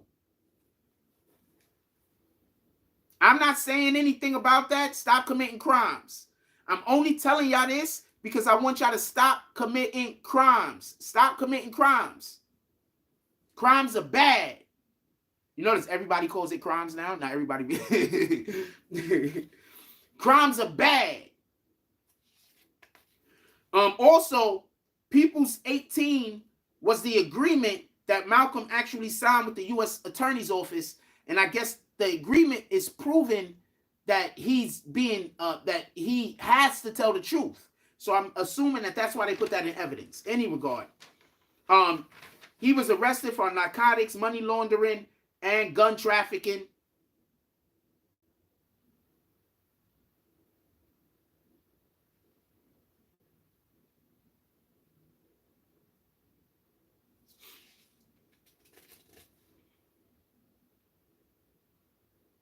And also, all of that was information that he provided, because the dudes that was snitching on him, he didn't know what they was telling on. So he just told everything. He was like, yo, okay, so there's a snitch. So if I don't tell you everything, everything, that means that I'm not going to be able to get this deal. And what you're going to do is I'm going to tell you some stuff. And if I leave anything out, then that means that I'm not going to get the deal. So he told them everything, absolutely everything. And basically in 2018 to 2016, he trafficked cocaine. For everybody that don't know, when you deal with certain drug trafficking, you're gonna have to, people gonna have to die. That's why you see people only selling weed. They're not trying to sell heroin. They're not really trying to sell coke. Because once you selling heroin, coke, and shit like that, you might have to kill some fools. Is that a lie or am I telling the truth? If what I'm saying is accurate, put it in the chat.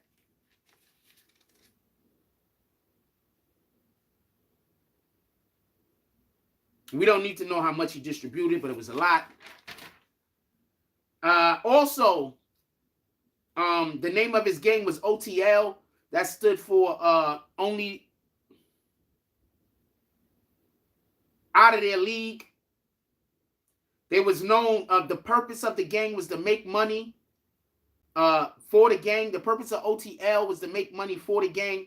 They committed acts of violence. Also, 2002, there was a gunfight. 2009, he threatened to do with a gun. 2010, he assaulted a guy, stabbed, but he didn't die. The dude. 2011, 2012, he assaulted another guy. He told the U.S. District Attorney this information. He just offered it up. What he was facing is, I'll tell you some of the things he's facing. His max sentence for racketeering is 20 years. He used firearms to distribute the narcotics. He gave information after the co-conspirator got arrested for the gun. So once again, somebody else put him in a situation where he got caught up. And I'm not saying that like whatever, like he's still snitching, but what we also got to remember is a lot of times people get caught up because of somebody else. And y'all be so quick to work with these crash test dummies. Y'all be so quick to hate on smart people, but have people around you that just ain't smart. Like y'all hate on the smart niggas. Like that's the part I don't get. Y'all hate on the smart niggas, and then y'all get mad because that idiot did some stupid shit that got the whole gang caught up. Yeah, he was an idiot. You knew he was an idiot because y'all hate smart niggas. All the smart people in the community, y'all got to kill them, right? All the smart people in the community, y'all got to ostracize them. Y'all got to find reasons to hate them. Every smart person, right? Anyway, there was 9 guns. One of the guns he said was his. That is a mandatory sentence of 30 years and a minimum, his mandatory minimum is 30 to life, that runs consecutive. Also, he had to use the drug. He used the drug proceeds as money laundering. That's 0 to 20. Also in 2015, 2016, he was trafficking guns. Apparently, that's only 5 years max. Also, he had a credit card making machine. That's 10 years max, 2015 to 2016. And he had identity theft. That's the fake cards because he was using real people information. That's a 2 years max. And also, in 2014, there was a check fraud situation. He processed fake checks.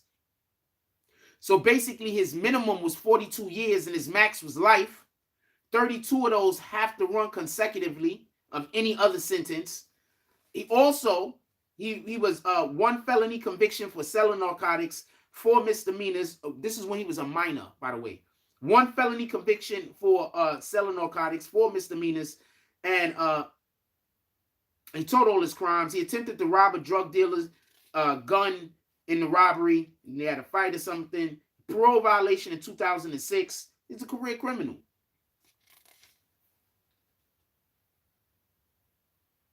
He known Tax since 2012. They were friends from 2012 up until this incident. He pointed Tax out in court at that point.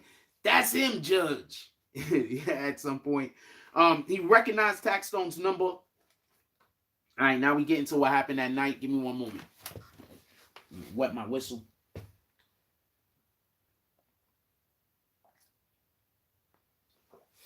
I just thought of something extremely funny, but I'm going to be quiet. Sex joke.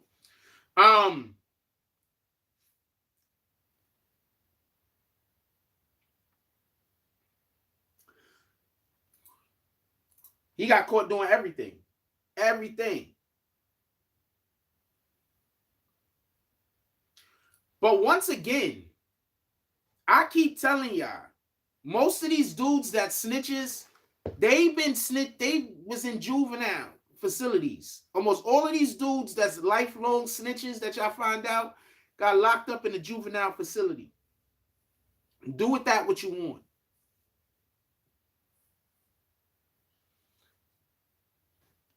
CIA Malcolm. All of these dudes got locked up. Do with that what you want. Do with that what you want. I don't know what to tell you. Y'all be trusting dudes because y'all was in juvie with them. That's all I can say. Do with that what you want. Y'all don't trust the dudes. Y'all don't be trusting the dudes that never get caught. But the dudes that been getting caught ever since they was kids, y'all trust the shit out of them. So I don't know what to say. Do with that what you want. In any regard. May 25th, 2016, basically he said he met up with TAXSTONE and TAXSTONE's girlfriend, Star Bermudez. I got the name wrong. I've been getting dragged all over. Star Bermudez, not Star Brim. So he met up with TAXSTONE at the Rock Nation building. TAXSTONE was with his girlfriend, Star Bermudez at that time, was also with Casanova and Casanova's, I'm going to say Casanova's wife, Jazzy. They look more like a married couple, even though they're not traditionally married. Casanova's wife, Jazzy. They went out to eat before Irving Plaza. Others were there. He didn't know. They all met up and then went to Irving Plaza. They all met up and then went to Irving Plaza. There was other people they didn't know. They couldn't get in the side of the building. They went through the front. When they went to Irving Plaza to support the new artist, they did not know Troy Ave was going to be there. Allegedly, he's saying, this is what the government's witness is literally saying, that they did not know that Troy Ave was going to be there. Just so we could be clear. TAXSTONE did not know this. Which is wild because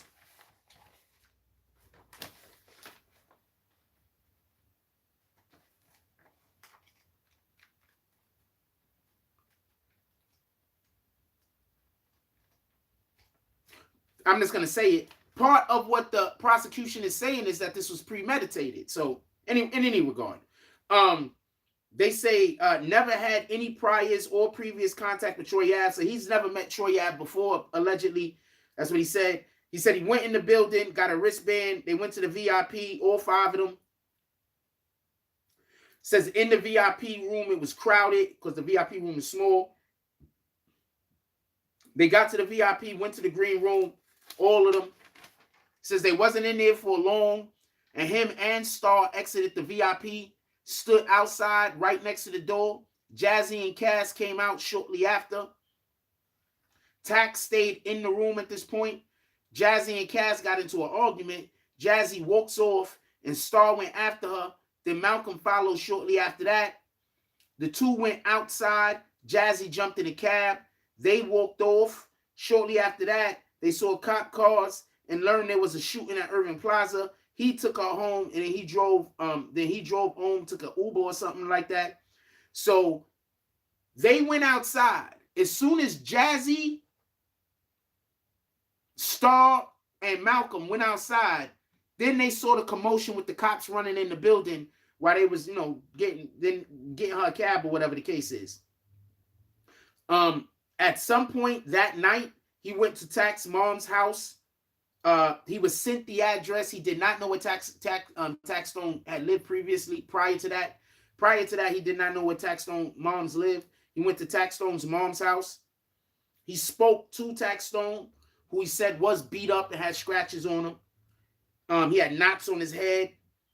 He said he got in the car with Tax. Only they got in the car. They talked about how he got crazy at Irving Plaza, but they wasn't talking about specifics.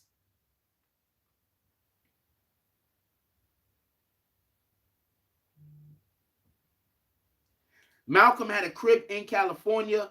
They talked about going to California before Atlanta. So Malcolm, he had dropped his phone, Casanova. TAXSTONE. TAXSTONE had dropped his phone. So TAXSTONE had to go to Atlanta. So when TAXSTONE went to Atlanta, Malcolm had met up with the person who had found his phone, TAXSTONE's phone, and paid them some money, got the phone back, and mailed it to TAXSTONE that was in Atlanta. TAXSTONE met Malcolm in California. Tax stayed with him for about 2 weeks. They discussed what happened at Irving Plaza. He said he was in the room, and he's saying, Malcolm is saying that TAXSTONE said that he told him that he said, "What's up?" to Troy Ave and people that was with Troy Ave, and they said, "What's up?" And then dude hit him. He said, and when dude hit him, TAXSTONE said, "Dude hit me, and then I hit him," signifying like with a hand motion that dude punched him, and then he pulled the gun and shot him. This is his testimony. This is not me saying a thing. He said they wrestled, and then they attacked. He said then they attacked him, and the gun went flying. He got out of there. He said the gun went flying during the struggle, and said Troy Ave got shot while they were wrestling. He said they didn't get searched. He made it clear he had initially had a gun. He made it clear he did not know that Troy Ave had a gun. TAXSTONE, pardon me. He had no idea that TAXSTONE had a gun. He had zero idea this. He made that clear. He made that point that he was like, yo, I didn't know that TAXSTONE even had a gun on him. So when he was basically telling them what happened, he was like, what in the hell?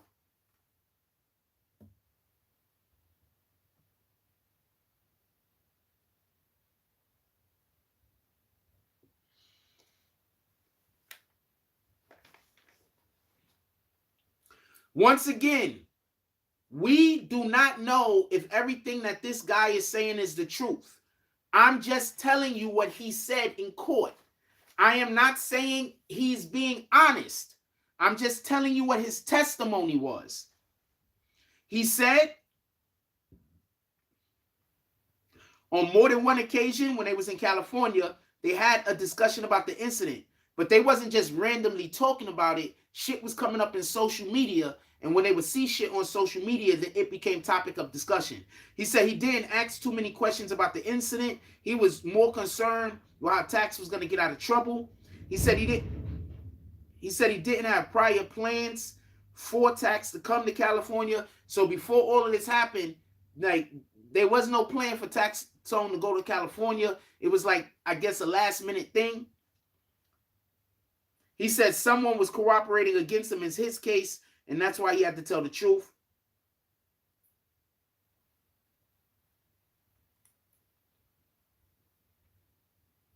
because basically, I believe they was about to show some video evidence.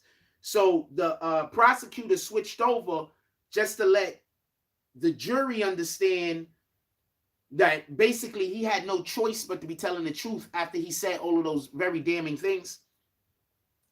So he saw a video from Irving Plaza on YouTube, and with the Attorney General, but also on social media before that. So before he spoke with the Attorney Generals and they showed him a video, he had saw I guess the TMZ video. Shout out to TMZ helping people get locked up left and right. I don't hear nobody threatening those guys.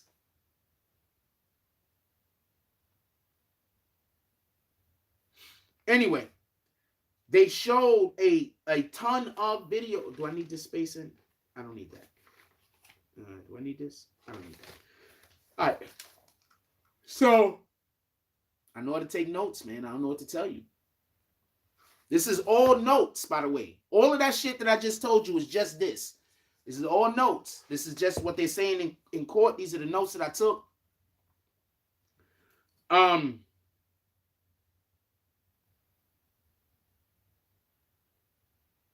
So this is people's 1Q. And when I say 1Q, these are specific cameras, just so we could be clear. This is People Slide PowerPoint of videos, 1Q, 1R, 1S, 1T, 1U, 1P, 1Q, 2P, 2Q, 2R, and 2S. All of this stuff that I'm about to tell you right now is on actual video that they show in the courtroom. I want to be clear on this. They was putting video up in the courtroom, and then they was asking him what was going on in the video, or they was asking him, like, who's this person, who's that person, so we could know who the people were that we were seeing moving around in the video. This is what they did. This is not me making anything up. This isn't me condemning anybody, and this isn't me trying to get anybody off of a crime. This is me just disseminating the information to you. All right, so Q1, they said, was outside the plaza. So basically what they did was they showed the 5 of them walking around the front of the building. And then QR was the front door, and they showed them and walking into the building without getting checked at all. And then Q1S was all of them not in the VIP except for Tax. He was the only one in the VIP. Then 1T was Tax on the video in the VIP. And then 1U was, these are the different cameras, it was about 10:12, and Tax runs out of the room. At 10:15, he re-enters the room after the shooting, and Cass runs out the room with Tax. This is what was on video. This is what they in court. 2P shows them walking into the lobby. I didn't say these in order. I'm going to say these in order. Hold on. I'm going to say these in order. So first they showed them outside walking around. Then they showed, that's 1Q. 1R is the front door when they showed them enter and not getting checked. 2P shows them walking through the lobby. 2Q shows them upstairs after they entered. There's another one, I'm not sure which one that is, but it shows them going in the VIP ahead of Tax. And then 1S is all of them not in the VIP except for Tax. And then 1T is Tax on the video in VIP. And then 2R is the stairway canvas showing them leaving about 10:11. Remember, Malcolm, Jazzy,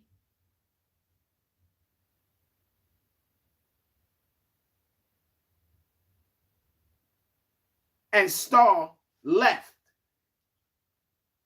So 2R is the camera in the stairway showing them leaving. 2S shows the front of the lobby, and Jazzy, Star, and Malcolm actually walking out of the building. One U show Cass run out of the room, and then at 1:15 at 10:12 they show Casanova run out of the room at 10:12, and then at 10:15 they show him re-enter the room after the shooting, and then they show Cass run out of the room with Tax. He ran back in the room to get him, apparently.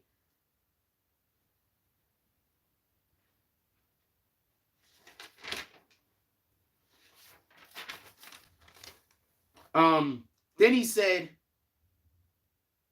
that Tax told him these three things. He said he lost the gun while they were wrestling for it. He said no one else had a gun. And then he acknowledges the call from Kaz on that day at Irving Plaza, which was the wiretap. I need a moment.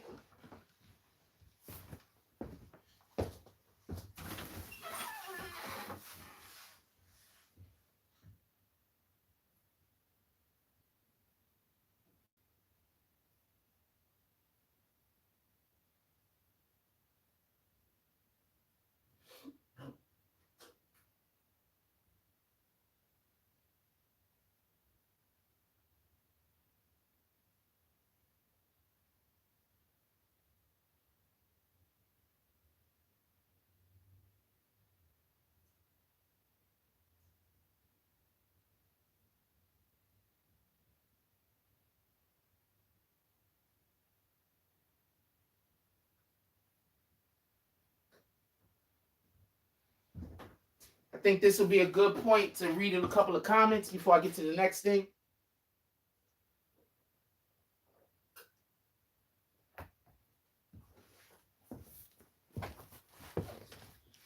This is all on paperwork. This is all if anybody was in the courtroom and I'm saying anything wrong, put it in the chat.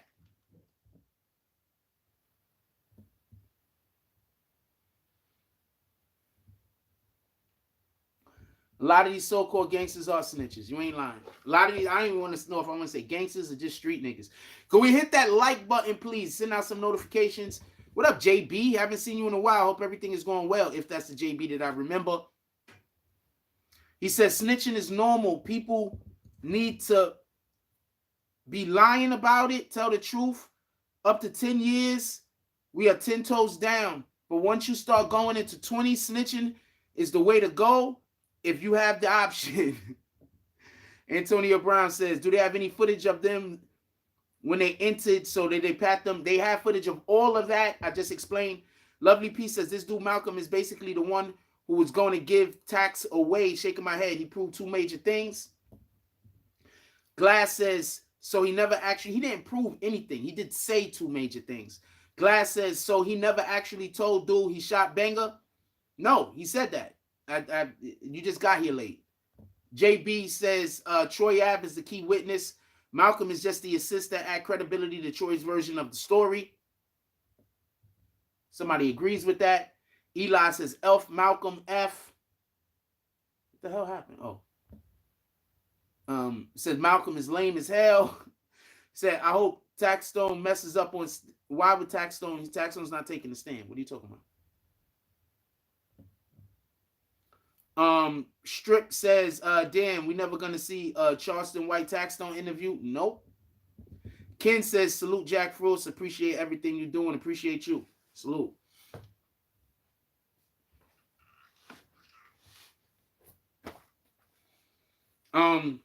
Once again, we don't know if everything that this dude is saying is the truth. I'm just telling you what his testimony is. I'm not here to say he telling the truth. I'm assuming you meant Troy Ave. I'm just here to tell you what his testimony is. I'm not saying what he's saying is the truth. I just want to be clear about this. I'm also not saying what he's saying is a lie.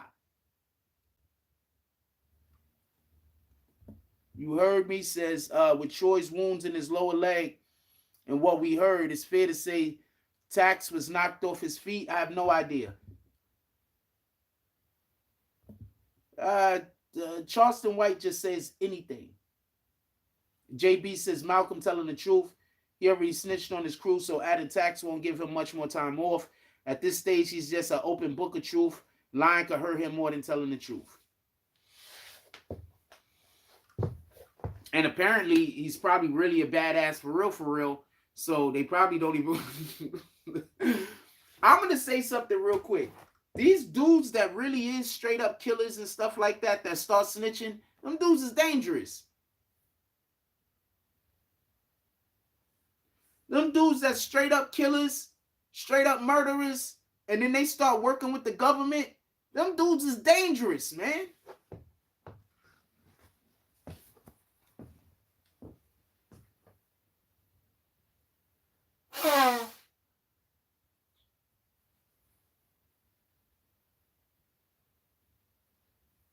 I don't know where to do that or what he's doing, but apparently he's not in any type of protection at all. If he needs protection, he can get protection, I'm pretty sure, but he's not in any protection at all. He's just living his best life. I think he said quite a few things that help both sides. Not for nothing. I just want to be clear on this. I'm going to be quiet, though. People's 19.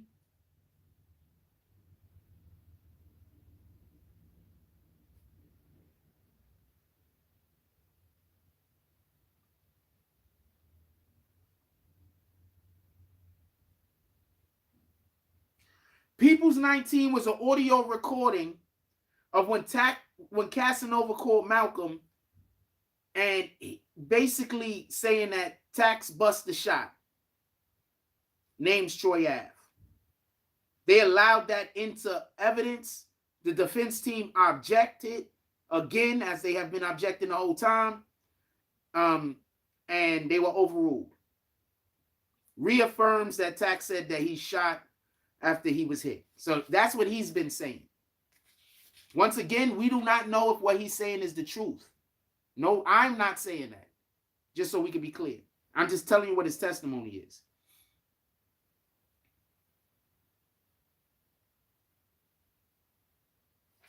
So then he was cross-examined. This is the cross-examined.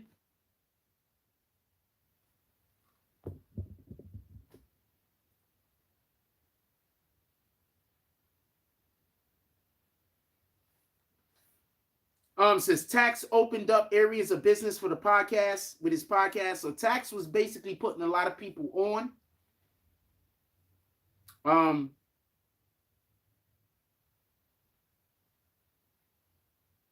He was putting people on with stuff like Vice TV, MTV, Washington Post, Huffington Post, Rock Nation, and Pumas. But he said the Pumas was ugly, apparently. He ain't like the Pumas.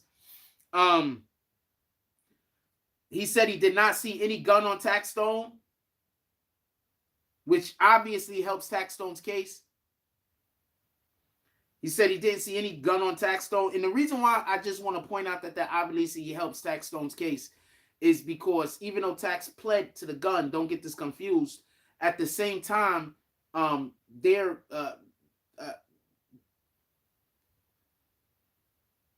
don't want to say what I believe Troy Ave's testimony to be, so I'm going to be quiet. Convinced Tax to go to Irving Plaza. So Tax never planned on going to Irving Plaza. They convinced him.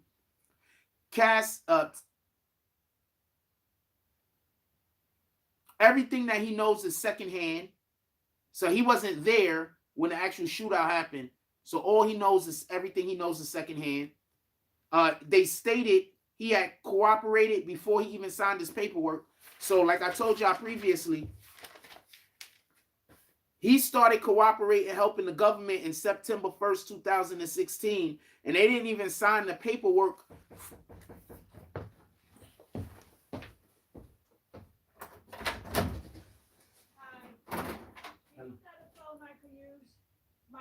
My phones are out. I'm using my phone right now. Oh, Jesus. For my live stream. Yeah, all right, thank you. I'm sorry. That's all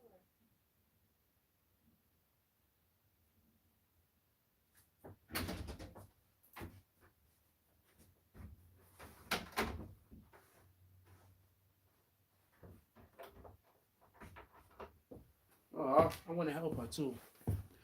All right. If she can't get nothing, help out. Well, I'm busy I'm on the phone. I can't make no telephone calls while I'm on the phone. Everybody got those fake apps, right? Everybody got one of those apps. We don't really got a choice nowadays. I'm gonna download an app real quick for her right now. Hold on, give me 1 second. I'm gonna download one of those apps. Tell me an app. I'm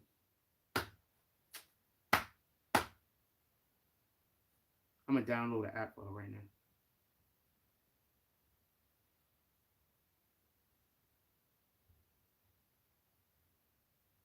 I don't know. She might be able to get the other guy. Hold on.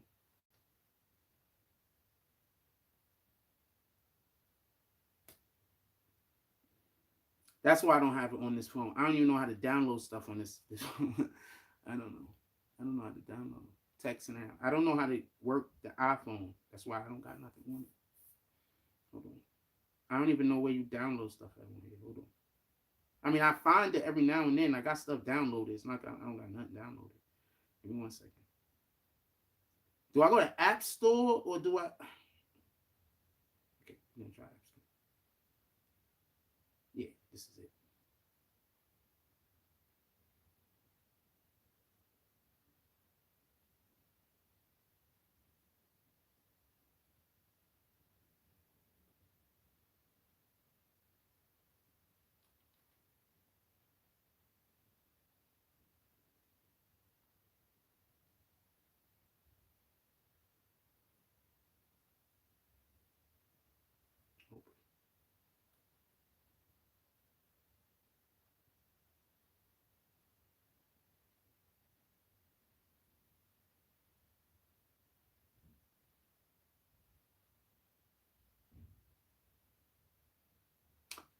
Okay, so that okay. She's just gonna have to wait because I don't know no passwords to nothing. So I gotta go through a whole bunch of shit in order to be able to do anything.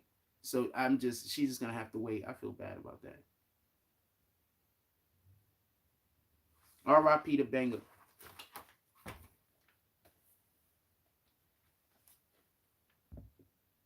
All right, let's shoot through this real quick so I could go give her some assistance.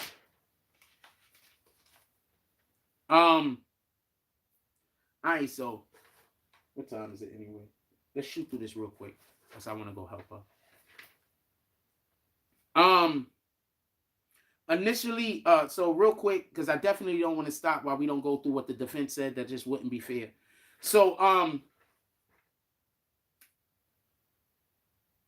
they showed that he was already cooperating with the paperwork, like I had said previously. They showed that he was arrested in 2016, July 19, 2016.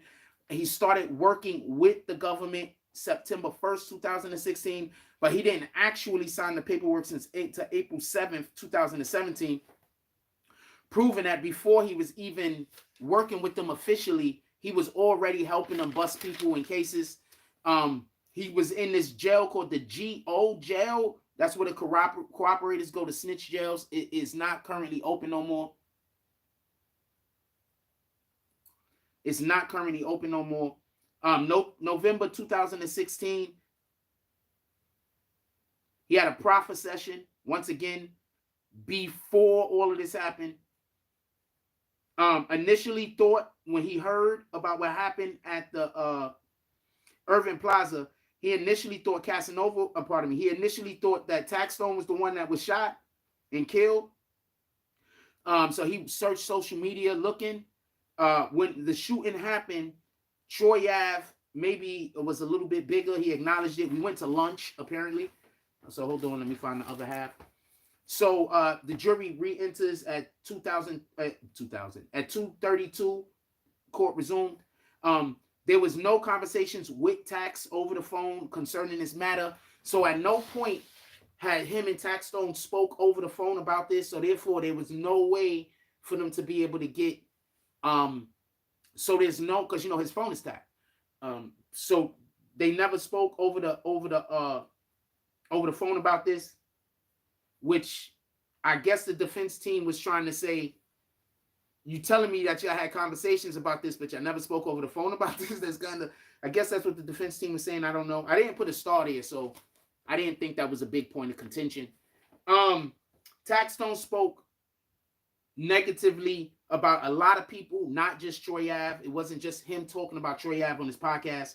When they went to Rock Nation with Tax, he did not discuss Troy Ave at all. Like Troy Ave did not come up. The video came out where Casanova was talking to Uncle Murder, and he was asking Uncle Murder and them why they didn't help Tax. They talked to Tax that night from a different phone. So he did talk to Tax that night, but they used a different phone. Tax said if police talked to him, that he would turn himself in, like if they wanted to talk to him. So I guess that shows that he wasn't running. You understand what I'm saying? He was like, I turn myself in if they want me.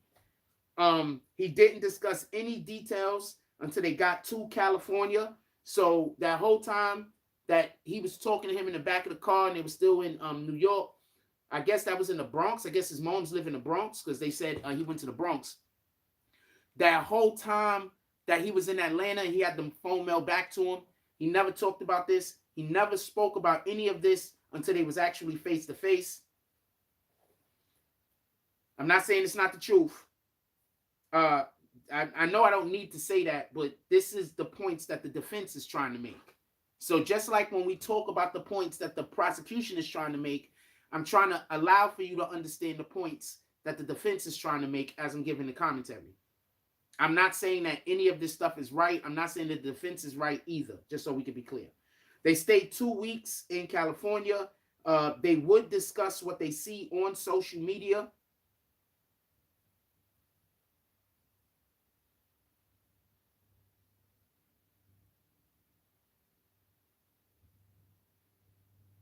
That's the only time they talk about it. Malcolm was arrested in California on different charges. He says that he doesn't remember parts of his cooperation agreement. So apparently Malcolm didn't remember that he got witness protection. I don't know what to think about that. At the top, he's the top of his indictment. So as far as his people that's indicted under him, he's the top. He's the kingpin. He's the godfather. He's the top of his indictment. And he told on everybody. Said he can't think about anybody he didn't tell on. He goes over his criminal history once again. We already spoke on that. He also said that he had hid cocaine in karaoke machines in the U-Haul. And it added up to 2.7 million, 2.7 kilos. So I guess he had a storage facility in the U-Haul facility. And in that storage facility, in the U-Haul facility, he had karaoke machines that they had the drugs in. That's what I'm guessing. Doesn't know who cooperated against him. That's probably why he told everything, because he don't know who was the person snitching. So he don't know who know what. He was arrested in Miami also for disorderly conduct. And when they arrested him in Miami, he used a fake name so they didn't know who he was. But when they ran his prints, they found him. October 2016, he started profit sessions in Oklahoma. He might have mentioned that he would snitch. He might have mentioned that he would snitch on his girlfriend Star before he actually snitched on her. Dude snitched on his girlfriend, which he told to do the crime, by the way, because she wasn't necessarily a criminal. In 2006 to 2016, he told on 16 people. In 2000 to 2016, he told on 16 years of his criminal life. So he told on all the crimes that he did, basically. He sold thousands of kilos of cocaine. He made millions of dollars. He sold 120 kilos of heroin. He sold a couple kilos of crack. You could tell he from the crack era, because mofos from the crack era don't even want to, some mofos don't even want to sell crack. Like, they'll sell anything else other than crack. He probably had a relative that got high on the shit. They knew him as M.A. Prez. In 2000, he had a racketeering charge. His first indictment started in 2015.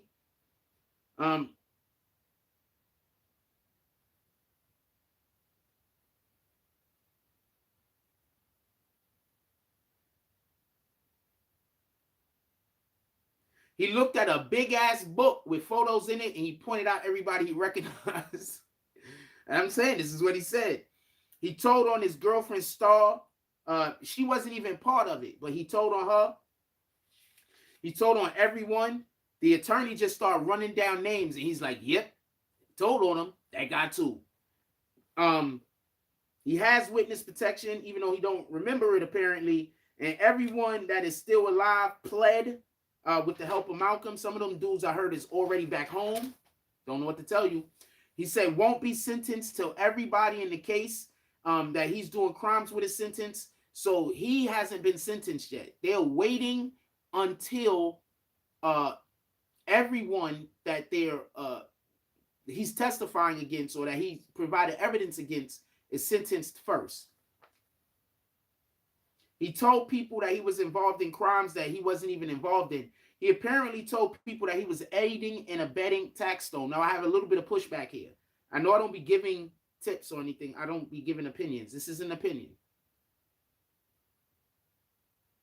This isn't an opinion. But he said that he was aiding and abetting TAXSTONE.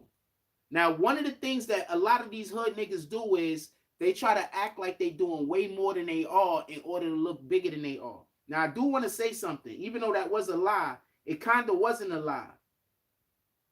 Even though that was a lie, it kind of wasn't a lie. I would need to hear the conversation.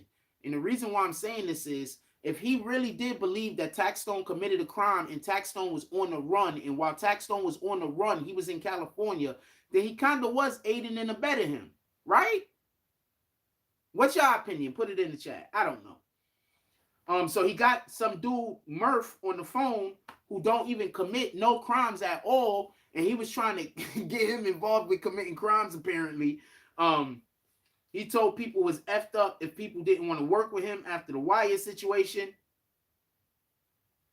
And then Murph isn't even in the streets anymore, and he was on a recorded conversation Murph isn't even in the streets no more, and he was trying to get Murph to, I guess, be involved in some street shit. That's weirdo nigga shit. I don't know what to tell you. If you ain't in the street and your man try to pull up on you and get you to do some street nigga shit that might get people caught up, stay doing what you doing. The thing you doing is keeping you home with your family. Copy? There was a sidebar. The jury stepped out. They wanted to play an audio pointing out that Malcolm tells lies, basically. The prosecution says, basically is arguing that he can't lie because he'll lose his assistant from the government. The judge hadn't heard the tape or anything like that. They didn't play the tape. The defense couldn't bring up a good enough argument in order to get the tape played in front of the court. Okay, that's good enough for you to know about that. The jury re-enters, said he never violated his government agreement. He did admit to talking on tape about protecting people from prosecution, and he says that he lied when he said that.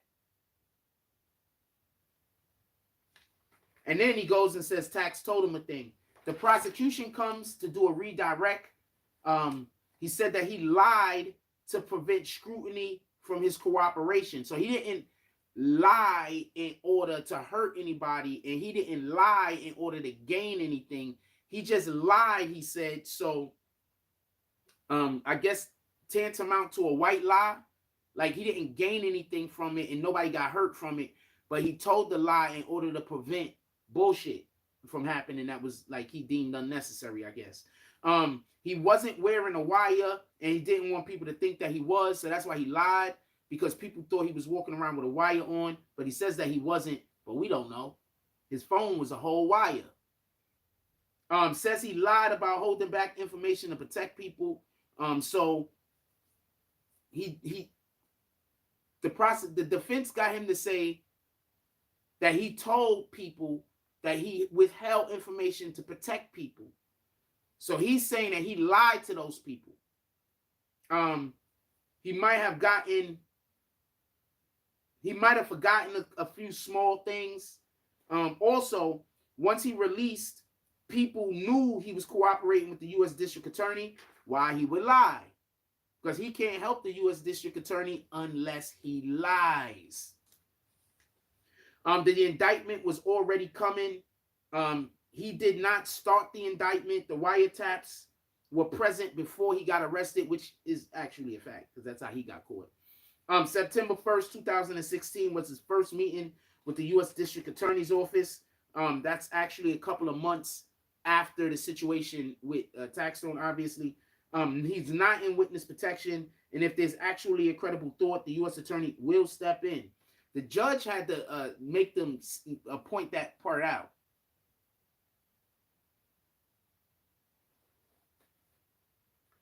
He was not aware of Tax having a gun once again. And while in California, Tax spoke, this is what he's saying. Tax spoke about himself at the time. Nobody was looking for him. Prosecution goes on. He goes on still being questioned. Says Tax used hand motions to indicate that when he got hit, he hit the dude. He says he wanted to remain in the streets while he was helping. And the only way to remain on the streets was to be truthful. So the defense redirects and says, agrees people lied to the district attorneys. The jury left. There was an argument.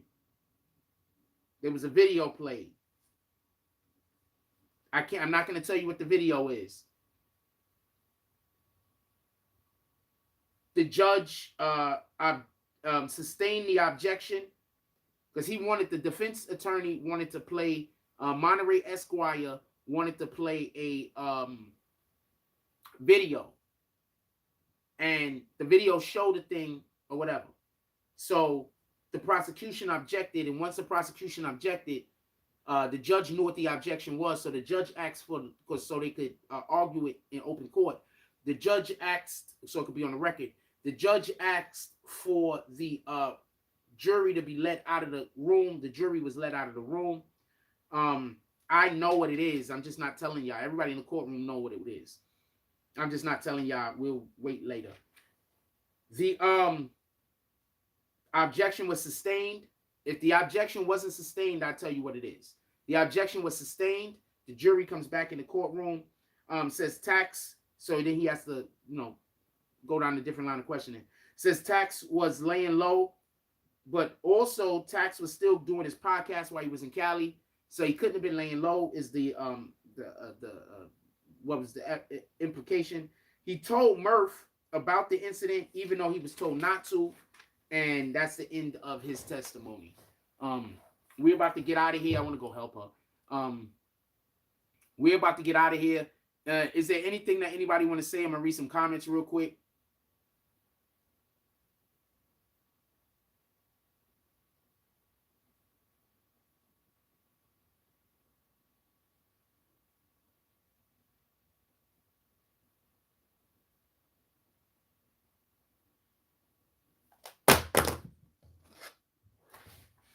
Read some comments real quick.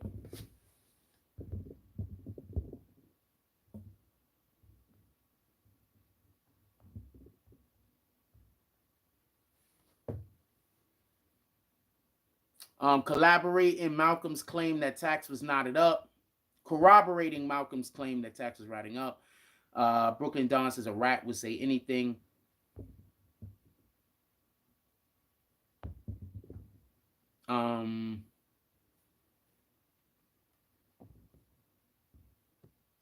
DJ Kynes here says, do you think Troy will get less time because he was fighting for his life? I have no idea.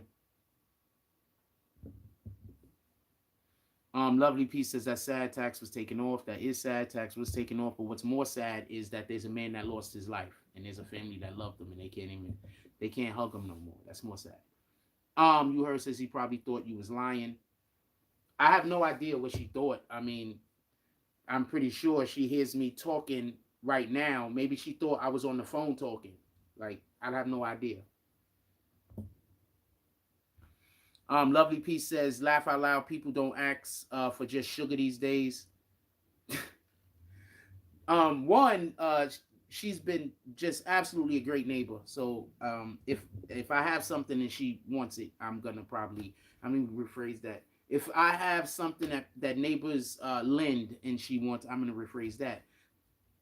Asking to use my phone is not a big deal.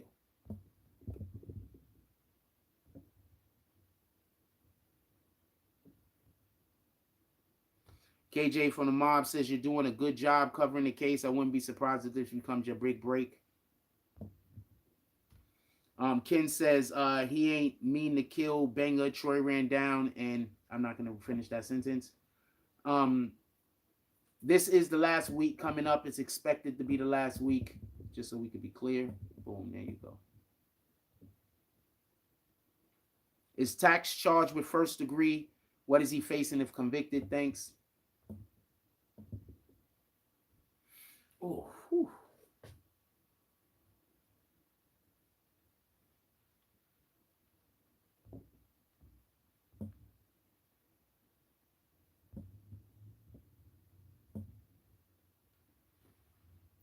Tax facing with first degree. What is he facing as convicted? I'll tell you what the Tax's charges is real quick.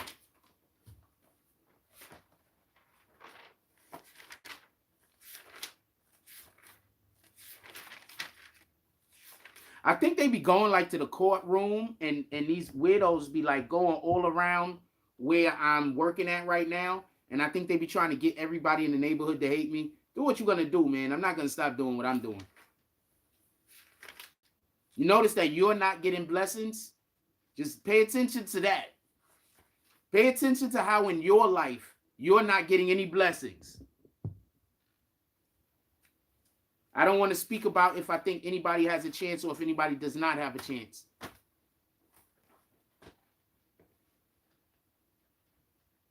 It's not my job. Because you know, if you was getting blessings, you wouldn't be in here talking about me. You wouldn't be stalking me. So you're not getting no blessings in your life. You're not figuring out why yet, have you?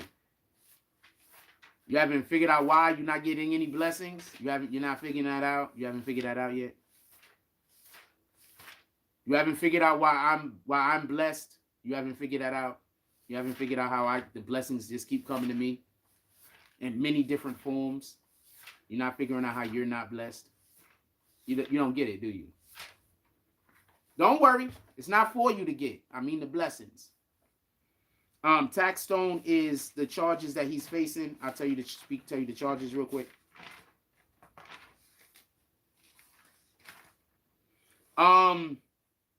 I believe this is murder 1. It's a 125.25 subsection 1 indictment, accused murder.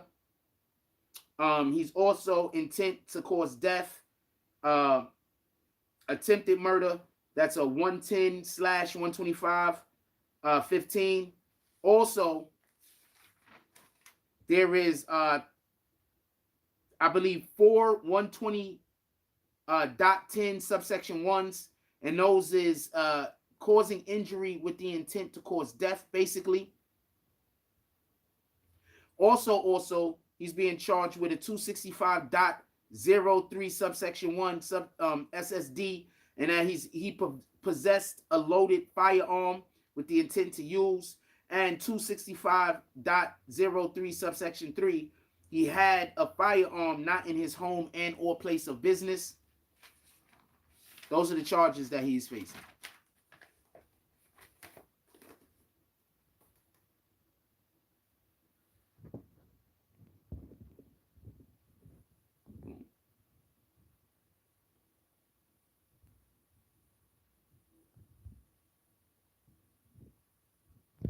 For everybody that has not been in this page, this is what I mean by. So when y'all come in here and I'm a little bit too over aggressive with you by accident, I need for you to understand that this is what we got to deal with.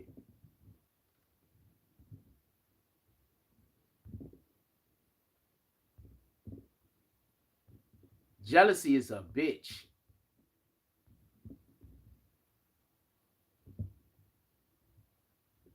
In any regard, I'm going to go help my neighbor. Everybody, have a blessed day, man. Look, there's not that many good people. We need more good people in the world. Take that first step and be one of them. We need more good people in the world. We need for the good people to outshadow the people that aren't good. So take that step. It don't mean anything to not want to hurt others. It don't mean anything. It don't take no energy to not put energy forth to do evil. That takes no energy. That takes zero energy to not put energy forth to try to hurt others. That takes zero energy. You can use that energy to do something else that can help your family, help people you love, and be productive. Let's do that. Let's say our word for the day, by the way.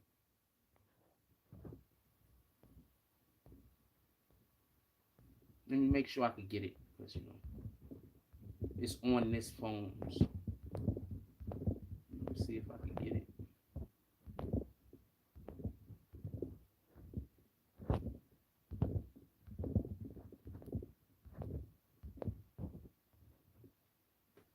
Romans 12, verse 12, line 12.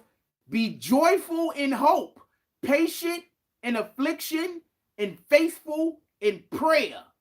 Amen. Like, comment, subscribe. Join the notification gang. Hashtag Bronx Bombers. Let's get it. I love y'all. Take care of each other. Hug the kids for me. I haven't forgotten about you, and that's all I got on this one. I'm out.